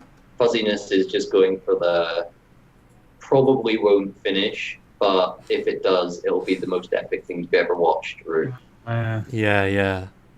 That's good because I think no disrespect to Fuzziness, but I think Linkus is a bit better at Wind Waker than him. So I guess he has to go for it. Fuzziness has put an enormous amount of time into Wind Waker HD. Oh, okay. The problem is, since Barrier Skip was discovered in HD, there's a bunch of really disgusting luck-based stuff in the run. That the main thing is that you need to get a res at the very end to do the fastest route. You need a res off a ferry at the very end of the run, which is an hour and a half in. So what you do is you die, you hover up to a platform, and then you're waiting on a ferry to fly up to you to revive you when you reach this platform. And most of the time they fly the other way. Yeah, it's completely RNG. Nobody's got first try with a good run yet. When Barrier Skip was first discovered, we actually talked about this quite extensively, and I did actual research and figured out all about it. But yeah, it's like this is the bit. So here we go. So he's zombie hovering, and he needs one of these fairies to actually touch him and revive him. You found the exact spot. Yeah. Yeah. And So if the fairy misses, runs over. And this is an hour and a half in. Yeah, it's ridiculous. I think Linkus gives it a few tries on this run, obviously. I think at the moment you can world record with even like second or third try on a good run. Yeah. I was watching Linkus do a run actually, and he got it. I think he got it first try, but he was on hero mode, which means he take double damage, and he died to the boss at the end. Died to Ganon. That was the most depressing thing I'd ever seen. Oh no, that's tragic. Yeah. He said it to hero mode, so he take double damage, so he could like kill himself quicker. Oh, that was the right thing. Kill himself quicker. Yeah, that's actually a really good theory. Oh. Yeah. That was. I'm a giant Wind Waker fanboy. I've been for a very long time, and it's just a shame that Barrier Skip, it brought forward the route that's been theory crafted. For as long as Barrier Skip has been theorized, this route has existed as it would work. Like it was tested in emulator. They knew what the route would be if you could do Barrier Skip, and it's just as bad as they expected it to be. Yeah, there's actually a really good video about barrier skip made by someone called Taron Van Hemert. They're like one of the video editors for Linus Tech Tips, if you know that. But they have their own channel, and they made this video about it. And it's like a 10-minute summary of like the history of barrier skip and all the way up to Elite discovering it and stuff through like clips of runners talking about it and on marathons and stuff like that. It's actually really good to watch. There's like lots of good information in there. So if you want to know more about barrier skip and the history of it, that's a really good video. What else was there? Hey, LA Noire. I can vouch for that game. We had LA Noire on the show like the second episode or something like that. I think it was the third. Third episode, okay. I will look that up. Yeah, and Spat is doing... Three, LA Noire, yes. Yeah. So it's a bit of a slower paced speedrun, kind of like Red Dead Redemption sort of style. But it is definitely still a good speedrun, and it will be fun to watch. There's a few glitches and stuff like that. Yeah, I'm trying to think of like the other stuff we covered in that episode. It was a while ago. But yeah, LA Noire is a good game. Obviously, Rockstar and whatnot. Murgy's playing a Yu-Gi-Oh game. That's all you need to know. Oh yeah, Murgy's doing Yu-Gi-Oh, isn't he? Yeah. He's not doing FM though. He's doing Game Boy one, which I'm not familiar with. The Game Boy ones were actually really good. I hated the PlayStation ones as a kid, but the Game Boy ones were like, you know, the Game Boy ones were like the real game, right? But the PlayStation ones all had like weird rules and other bullshit. But the Game Boy one was legit. Unfortunately, this video won't load, but yeah, it's a card game. It's Yu-Gi-Oh. You don't really need to see it. So yeah, that'll be good. That'll be good to watch. Wait, maybe Murgy's video works. Come on, Murgy's video. Yeah, here we go. So yeah, speedrunning a card game, as I know very well, is pretty RNG based. But I don't know anything about this run, obviously. I hope the soundtrack's as good as FM, because FM has a banging soundtrack. It does. I don't know, this is a Game Boy game, so probably not. Yeah.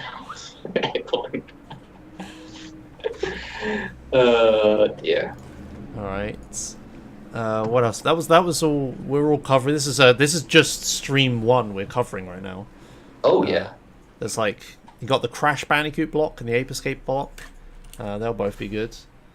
So yeah, Crash Bandicoot 3 and Crash Team Racing, but Crash Team Racing is being done by someone competent instead of like me and Flicky.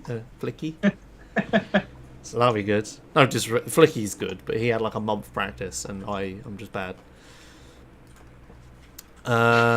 There's obviously, you know, you got all the GTAs like Vice City 4.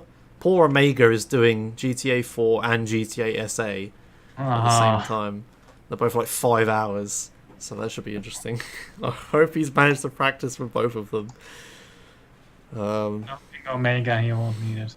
Yeah, I'm sure it'll be fine. Well, say that, I mean, GTA Marathon SA was pretty train wrecky.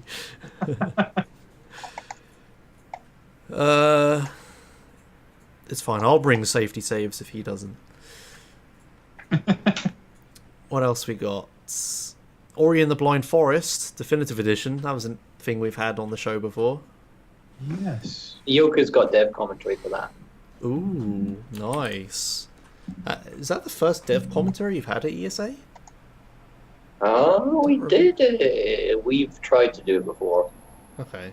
This is going to be the first one where everyone can definitely hear each other, though. Right, okay. That's good. That sounds useful. We had it a bit 2014, which was easier because it was in a quiet room, so we could use the room speakers. Yeah, that makes sense. Oh, you got a big Megaman block. Yep. 4 games. Kingdom Hearts 2.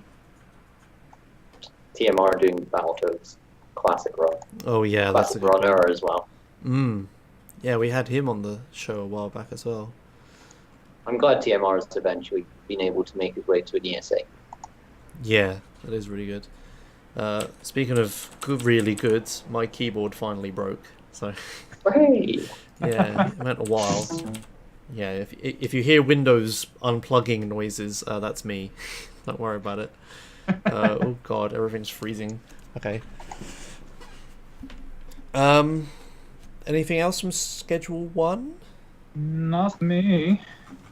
I'm interested in the choice of Genocide as a race for Undertale, because it's completely possible that that race is going to come down to seconds between them, depending on who's the better masher.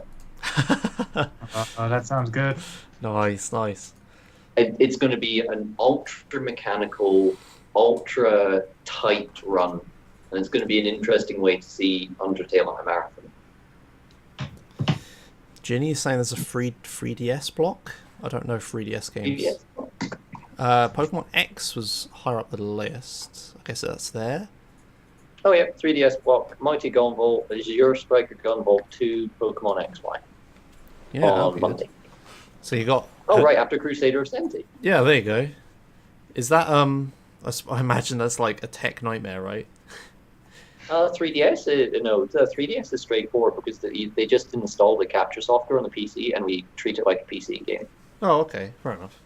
As long as they have a modded 3DS. Yeah. Well, anyone doing we're not pointing webcams at 3DSs. Good point. Oh, I should have submitted a game on this. You want to capture this? It's like a credit card sized Game Boy. Is that clone. the Arduino one? Arduino Boy, yeah. Yeah.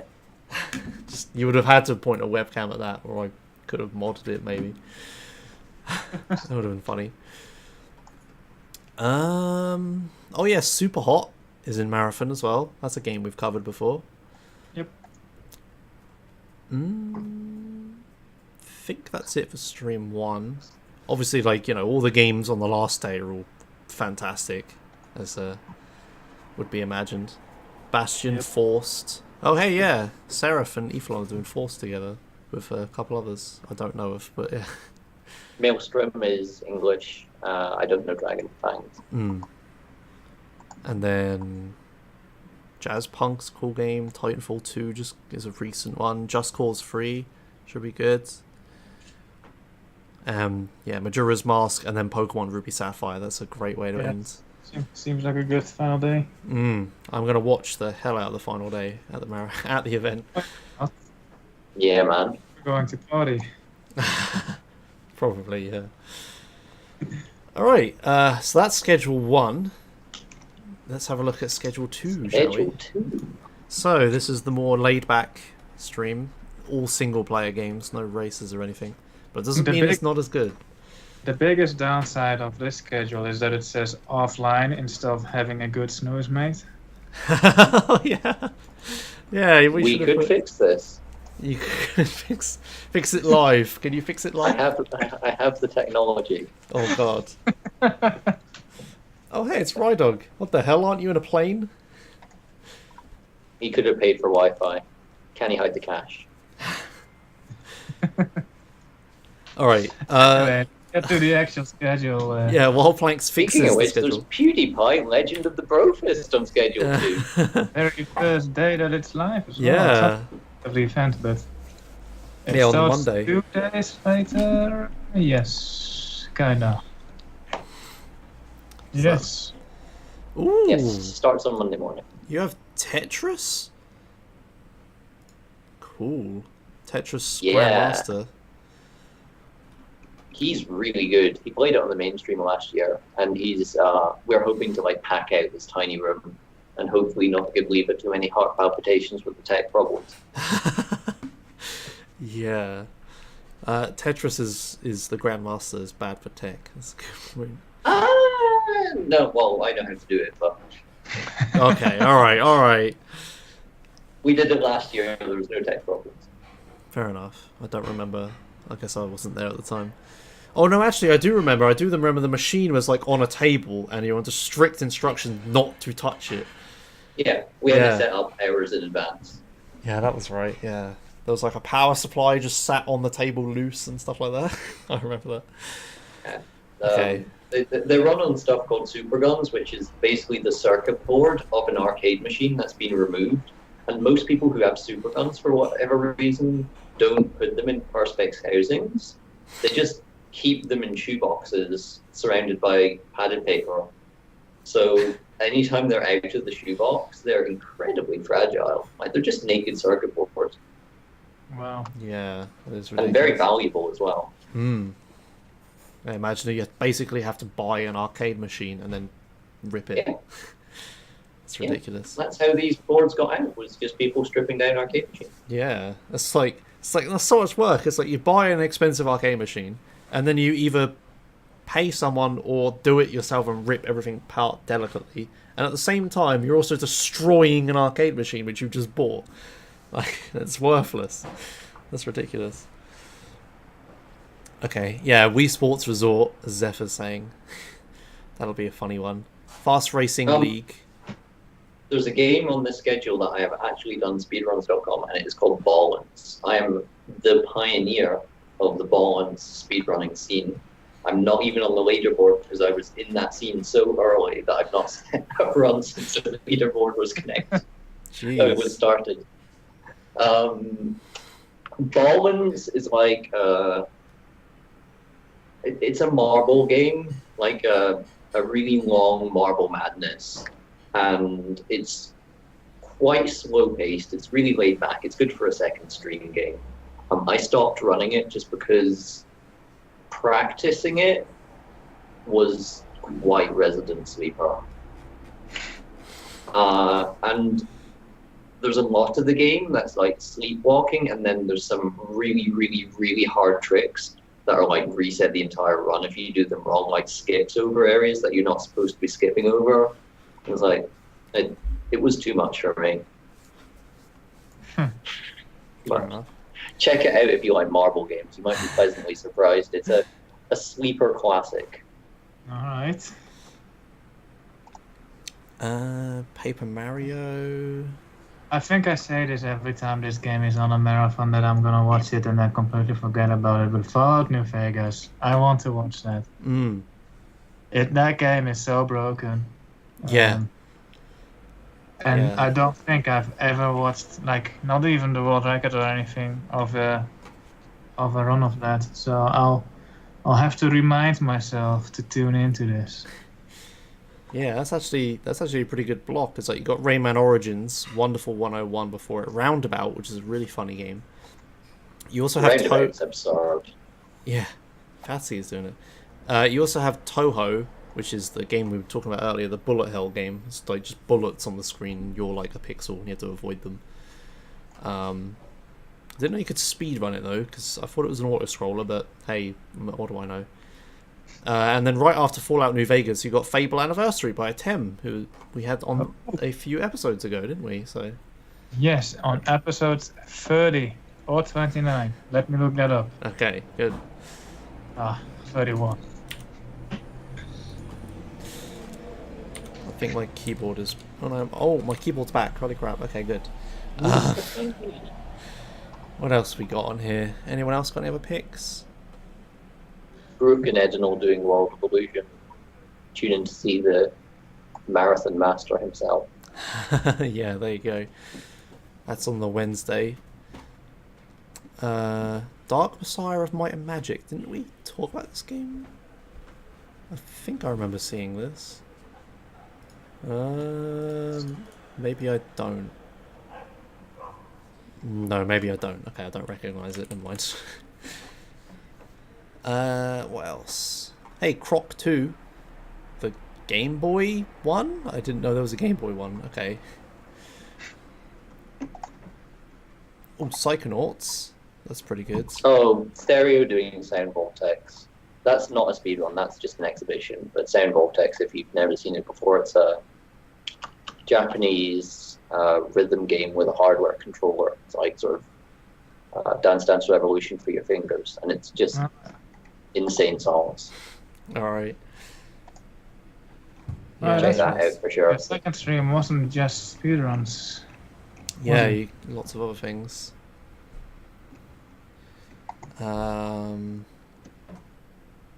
Super Mario Galaxy, 120 stars, 6.5 hours, 360. Dude, that is going to be the snuggest stream. Yeah, that's gonna be amazing. All the way to 1 a.m. UK time. That is gonna be so good. Yeah, man.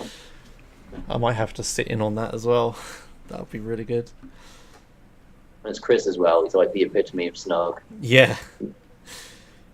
Legend of Korra, Super Mario World 96 exit, and then the Grand Theft Auto Vice City History of the Speedrun and Glitch Showcase by Idgod. So that'll be good. Basically watching a Summoning Salt video, but live and with someone that knows the run.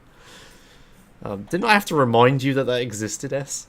A week ago? You did. He actually did something. Or I actually helped him, but I think Idgod just ended up doing it on his own. Yeah, fair enough. He knows enough about it. On your own, yeah. Then there's Wolfie the Red Hood Diaries, which is a interesting game and run. And then Guilty Gear Tournament Finals. That sounds pretty good. Oh crap! I should have done the Hearthstone. Oh, not set in stone.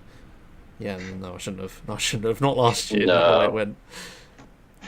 And then on the Saturday you have basically Final Fantasy 13, just basically for 5 hours. So that'd be great. So yeah, I like how you've put all the longer games on the second schedule as well.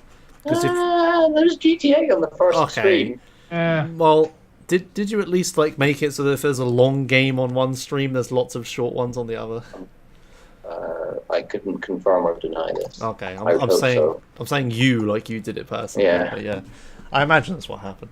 Because I think the usual theory is like, you know, if there's one long game you don't like, you're pretty screwed normally. But now you have a second stream, so there you go. So that's why GTA's on the first stream, because everyone loves GTA, right? Doesn't matter how long it is. Oh dear. Alright, that's all I can see from Schedule 2. Oh, Succinct Punch is doing a run. If anyone saw him commentate Freedom Planet at SGDQ, he's just a great commentator of his games and very passionate about them. Cool. I don't even know Silent Hill, but it's going to be a good watch because it's succinct and punchy. Yeah, that is a good point. All right. Yeah, I guess that does it for the schedules. As soon as the dog starts barking outside, wonderful. All right. Have we got any other final questions before we move on to chat Q&A? Oh yeah, I had a question. I forgot what it was, but I wrote it down. Good work. Oh yes, about like donating and the tracking and stuff. Because last year it was a bit dodgy. But I heard there's really cool new tech for it this year, right? There's a really cool new tracker that has been developed by Park of Speedrun.com. He has built us a whole new tracker. It's been tested over a few events now. It was tested at ESA Germany and a couple of online marathons. It seems to be all working now. So this is going to be its big first chance on a full-scale marathon. Nice. The payment processor is just PayPal directly to the charity. Very, very simple. Nice. So shout outs to Pack for that, because oh yeah, I knew there was something like this. Yeah. You can preview it already if you go to speedrun.com/ESA 2017/donate. Yep, that's right. It's in the chat, so you're all good. Yep. So you can see some of the goals that have been added already, and you can see you could even donate. You could be the first person to donate. Oh man, I'm going to do that right now. Oh, quick, before someone in the chat does it. $5. Enter comment first! Exclamation! Excellent. The word. Actually, let's make that 3. I don't have that. Donate. Thank you. You are being redirected. All right. Donate with PayPal. I've been reminded by my producer in my ear that we have got a possible bonus run at the end of the ESA mainstream. It will be a donation incentive, and it will be Super Mario 64, 70 stars by 70 players. Oh, yeah, we were talking about that last year in the pizza place, weren't we? Oh, yes, I really hope that gets done. Holy crap. If anyone would like to take part in this and practice a star and learn a star, you need to get in contact with either 360 Chris M or Fuzziness, who are coordinating it. On it? The way it's going to work is it's just going to be a party line of people queued up in the order that their stars are going to be going on. So one person sat down doing a star, and then another person sat down beside them, ready to go. So as soon as you hit the star, you just hand the controller, and then the next person sits down, and it will be absolutely insane if we can pull this off. Yeah. How long has that been being planned for? Because, like, obviously, I said we were talking about it last year, weren't you? It's been mentioned for quite a long time. It's not on the schedule yet, just because we've been working out the tweaks and the fact that it is a bonus run as well. Like, we didn't want to confirm it and then have it fall through, because it's such a logistical job to get it going. It's quite high risk in terms of it also not going. So that's why it's not on the schedule yet, but it is going to happen if we can get 70 people to do 1 star each in Super Mario 64 as our marathon finale. Wow. That does sound amazing. All right. I think my donation needs to be approved by the host. Oh, so the host. Let's just log in there as blank. And I can get some hosting practice in right now. Oh, we have a... Who was first? It doesn't have seconds. Yeah, there's 2 donations. Like, you can see, it's the goals are already. Like, you can see in goals, you can see that someone donated $2 to Raymond, and I donated 3 towards Tomb Raider. I'm looking at the source code to work out who's came first.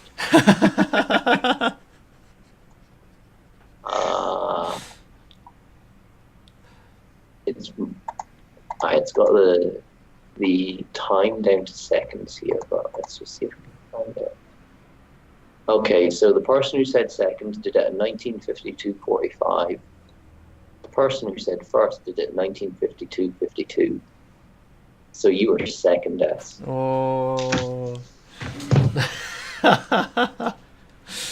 Oh, rip. Okay. So we have our first donations for ESA. We have an anonymous $2 donation saying second, screw S. We have S, who was the second person to donate with the message of first, exclamation mark. You should get the idea. And then the third donation said second, screw S for taking the top. So thank you for our first $5 of donations for ESA 2017 to those people. Doing it live. Doing it live. Fantastic. Oh dear. That's actually a good point. We should talk about the charity. What is the charity? I'm trying to like control. The charity is Save the Children. The donations are going directly to the US branch, and they're going towards the global fundraising effort of Save the Children. So there's no particular current project that the funds are being ring-fenced for. It's just to their worldwide effort. Okay. What we've also been able to secure, or rather they secured on our behalf, was there is a donor who is going to match $1 to $1 the first $45,000 of donations to Save the Children. which means that uh, if we get $45,000 in direct donations during ESA, Save the Children are going to receive 90,000 in this match from an anonymous donor who cannot be named. I don't even know it. We have it. We have it in writing from Save the Children that this is happening. Nice. That's really cool. So yeah. Yeah. Basically almost double whatever you get. Yeah, so it's double our money for our ESA fundraising this year.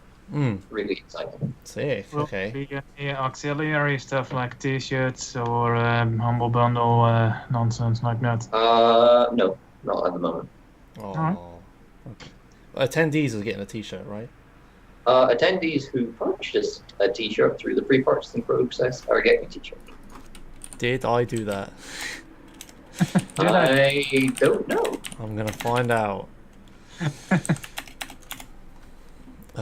Tickets. Oh, I don't remember. Maybe I have an email about it. All right. Oh well, I'll find out when I go there. I guess. Yeah. The way everyone's going to sign into ESA this year is that there's going to be a list of email addresses on the wall, and you'll need to look at what a bit of information beside your email address, and then that'll tell the person at the sign-in desk where your name badge is. Okay. It's a paper sign-in process just because there was problems with electronic sign-in last year where somebody messed up the spreadsheet and it was impossible to tell who had actually collected what. Fair enough. I mean. So yeah. We're giving paper a go again because people need to look up. They need to get their name badges anyway, which are all pre-printed and in Becwa and ready to go. Cool. Nice. I think you remember you tweeted some pictures of you sorting them out, didn't you? And there were loads of them. Oh, that took way too long. Yeah. Did you sort them Way. Next year I'm paying them to hole punch them. Good stuff. So all right. Yeah, there we go. I guess that sort of wraps us up for that bit. Should we move on to chat Q&A? Oh, I guess I have one further announcement for ESA. Okay. Yes. Which is going to be some details for the future of ESA 2018 will be revealed at the opening speech of ESA on Saturday. Okay. Normally you do that at the last. Why first thing? Why at the beginning? Yeah. Why not? Okay. Let's people talk about it through the week.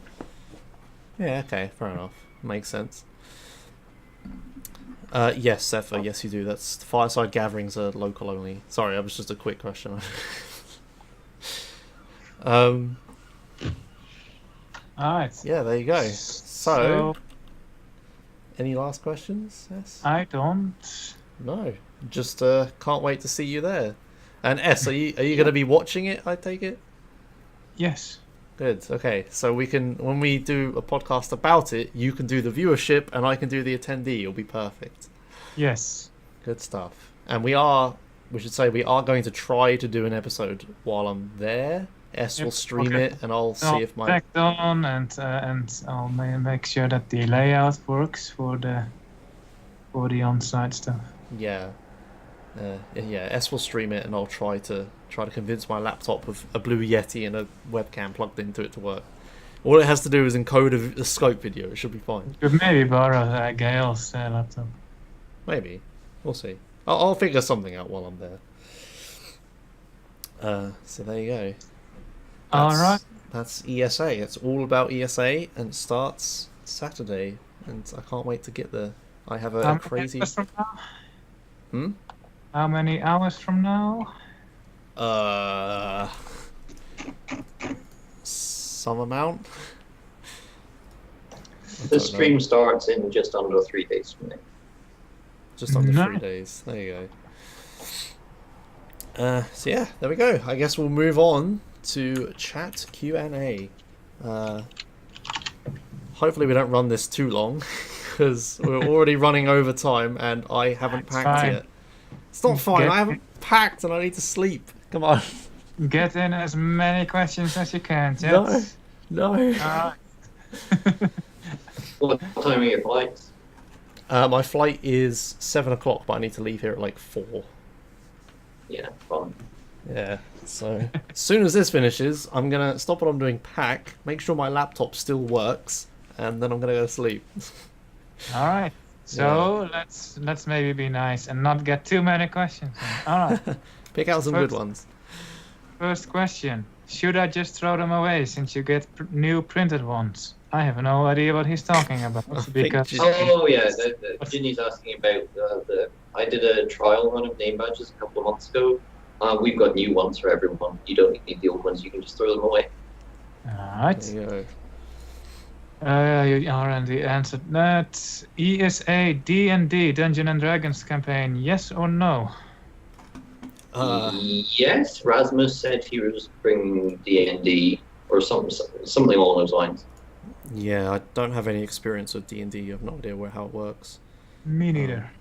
Find crazy Rasmus. He's very tall, Norwegian, red hair, big glasses. Very hard to miss. Alright. Alright, so Planks. Oh, it scrolled down. Are you proud of how ESA has turned out in the past, and could it be better? Yeah. We every year have tried extremely hard to maintain the community feel like we're continuing to do that. The struggle is going to be if we can continue to do that, if the event continues to grow, or we shall endeavor to keep the vibe as close as what people expect it to be as possible. Cool. I guess that leads kind of to another question that's not asked here, but like, can you give us a scoop on plans for the future that you want to do for future events like 2019? If you tune in at the beginning of ESA on Saturday night at 6 o'clock, you'll find out more. Ooh. Next question. How many hours of sleep do you predict to get? I guess that Planks, but I guess Josh as well. Oh, I'll sleep a lot. I don't stay up late. I'm not that type of person. That's why I never sign up for tech, because I won't be able to do it. I think you'd be good at tech, Josh. I'll probably wind up getting like 6 hours a night or something, but there'll be some nights it gets really broken up and so I don't know. Never enough. As you are not coming, that question has been answered by me in the next question, or in the next chat message. I have a question. How will the two streams be handled in terms of donations? Like if somebody donates with a message for a runner on Stream 2, will it go to a different pool of donations so a message for Stream 2 isn't read on Stream 1? That's a good question. Because the tracker seems kind of simple. Planks isn't moving. I get the feeling we just passed, literally as soon as we passed 2 hours, it went. I think, because if I remember the hotel Wi-Fi correctly, you get like a timed code. And I reckon his time code just ran out. Oh dear. Okay, I guess we'll wrap this up quickly then. Alright. Yeah, that we'll have to find out. I'm doing hosting, so I will find this information out, and I don't know how I'll relay it to you, but it's a good question. I want to know myself. Can someone approve my bug report donation? We have gotten a chat message on Skype.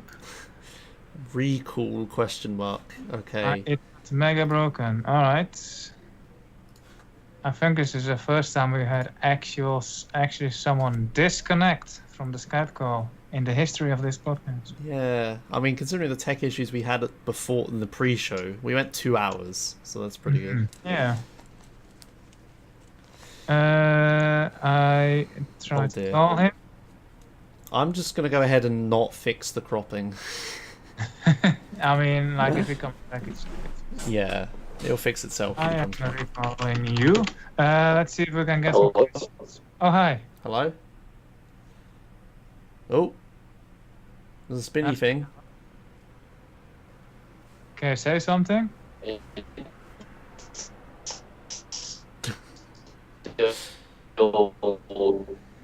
That sounds very robotic.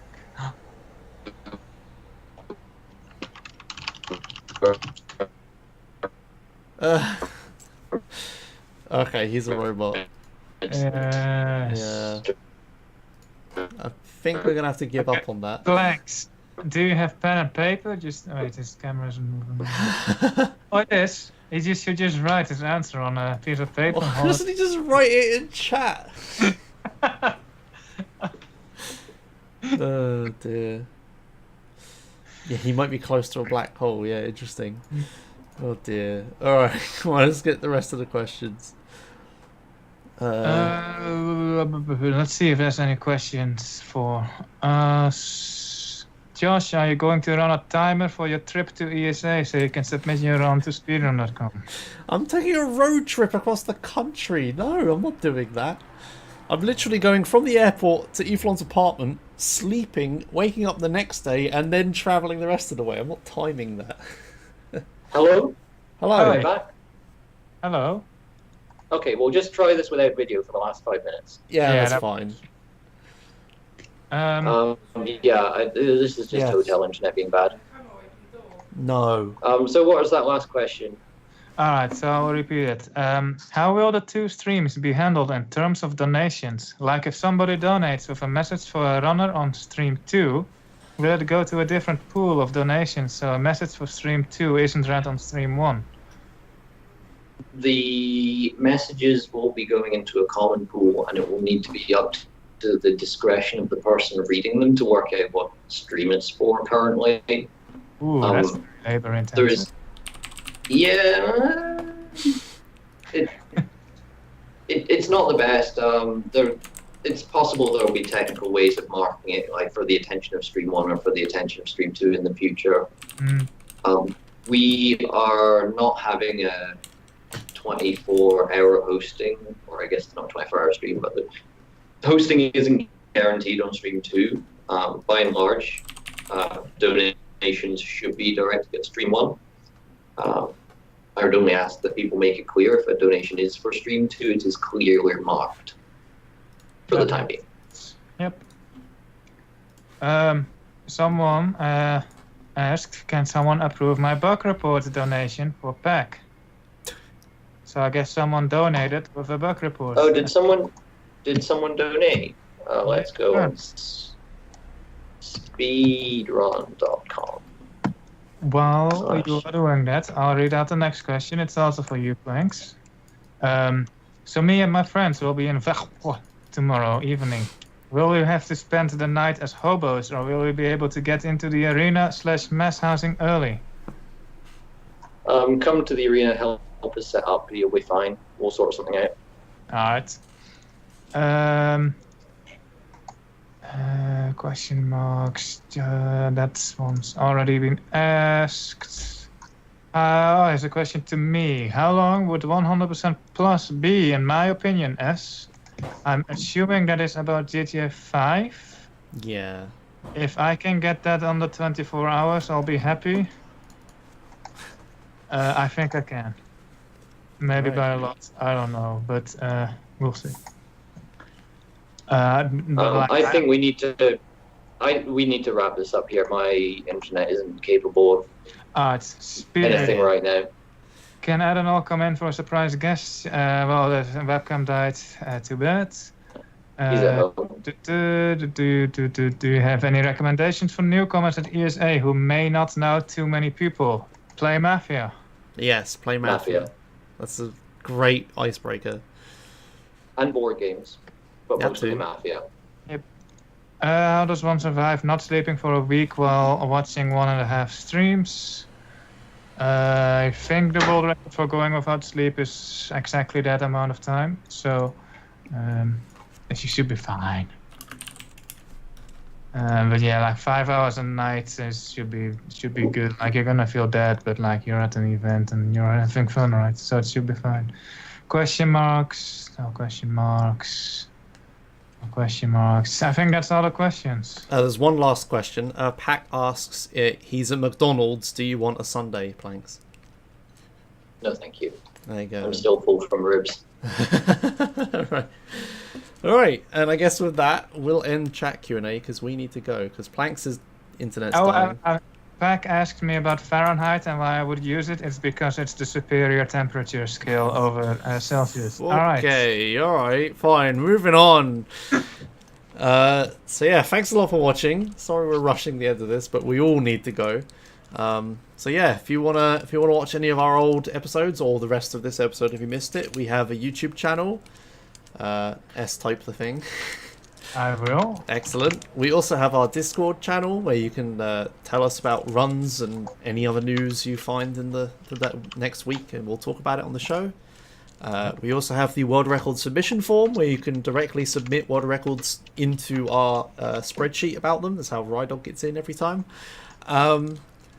And yeah, guests. If you are or you know of a guest, let us know, and we will potentially have them. Actually, I think Mergy sent me a message, and I never actually got back to him. That reminds me. I'll talk to him at ESA. It's fine. But yeah, so that would be good to have Yu-Gi-Oh on here. That'd be funny. Plug us / what will we do? Well, I will be away for a week. Planks will be running tech at ESA. What are you doing, S? That's a good question. I will be watching ESA, but when I'm not watching ESA, I've not been streaming for the past week, so I should get back on that. And it should be some of the content that you have been seeing on my stream for the past few months. Anyway, so nothing new. But it's you should plug your channel change. Oh yeah, of yeah. course. That's a very good channel. Why did you leave it out? Why are you reminding us? Yes, that's an excellent point. It just came to me. It was in the notes, but I realized it had not been mentioned. Yeah, no. At the top of a note, it was to be the first thing we talked about. Okay, yes. Yeah, so following, this is the last episode of Real-Time Chatting that will be on this channel, because ESA is starting, and then, we're moving to our own channel during it and all the way afterwards, unless anything else happens. So we will be at twitch.tv/realtimechatting. I don't think we've actually branded that Twitch channel at all. Like, there's nothing. It's not. It looks like a sleeper account by someone who's just lurking in streams. We'll get on that. Josh, you have fun at ESA, and I'll take care of it. Okay, wonderful. Thank you. I actually forgot all about that. I was supposed to do that this week. Never mind. I was too busy anyway. Yeah, so let's find a raid target. I know. Target. Yes. Okay. Good. Well, speedrun marathon. It is going to be a speedrun marathon. Oh yeah, of course. Duh. What's I thinking of? Oh, my internet seems to have just come back. Ooh. Well, never mind. Right. Okay. So yeah, we're obviously. Spoilers. We're obviously going to raid the Australian Speedrunner Marathon. If you want to know all about that event, you can watch our last episode. But they're running right now. They are doing some RPG, Lufia 2, Rise of the Sinstralis. I'm not sure what this is, but let's find out about it together. The run just started, so you can watch a load of Australians in a really cool room play it with cool microphones. So do we have a raid message? Because there's the target. ESA hype. I mean, that's a bit. Don't want to go into a speedrunning marathon. Thanks for having a good snooze, mate. Yes, perfect. Having a good snooze, mate. That was a good meme from last episode. There you go. Go there, watch the Australian Speedrunner Marathon, and we will see you hopefully in a week's time. Obviously ESA, peace. And yeah, thanks for watching, and goodbye. Bye. Bye. I need to write the outro. Where is it? There it is. It's confusing because it's labeled intro.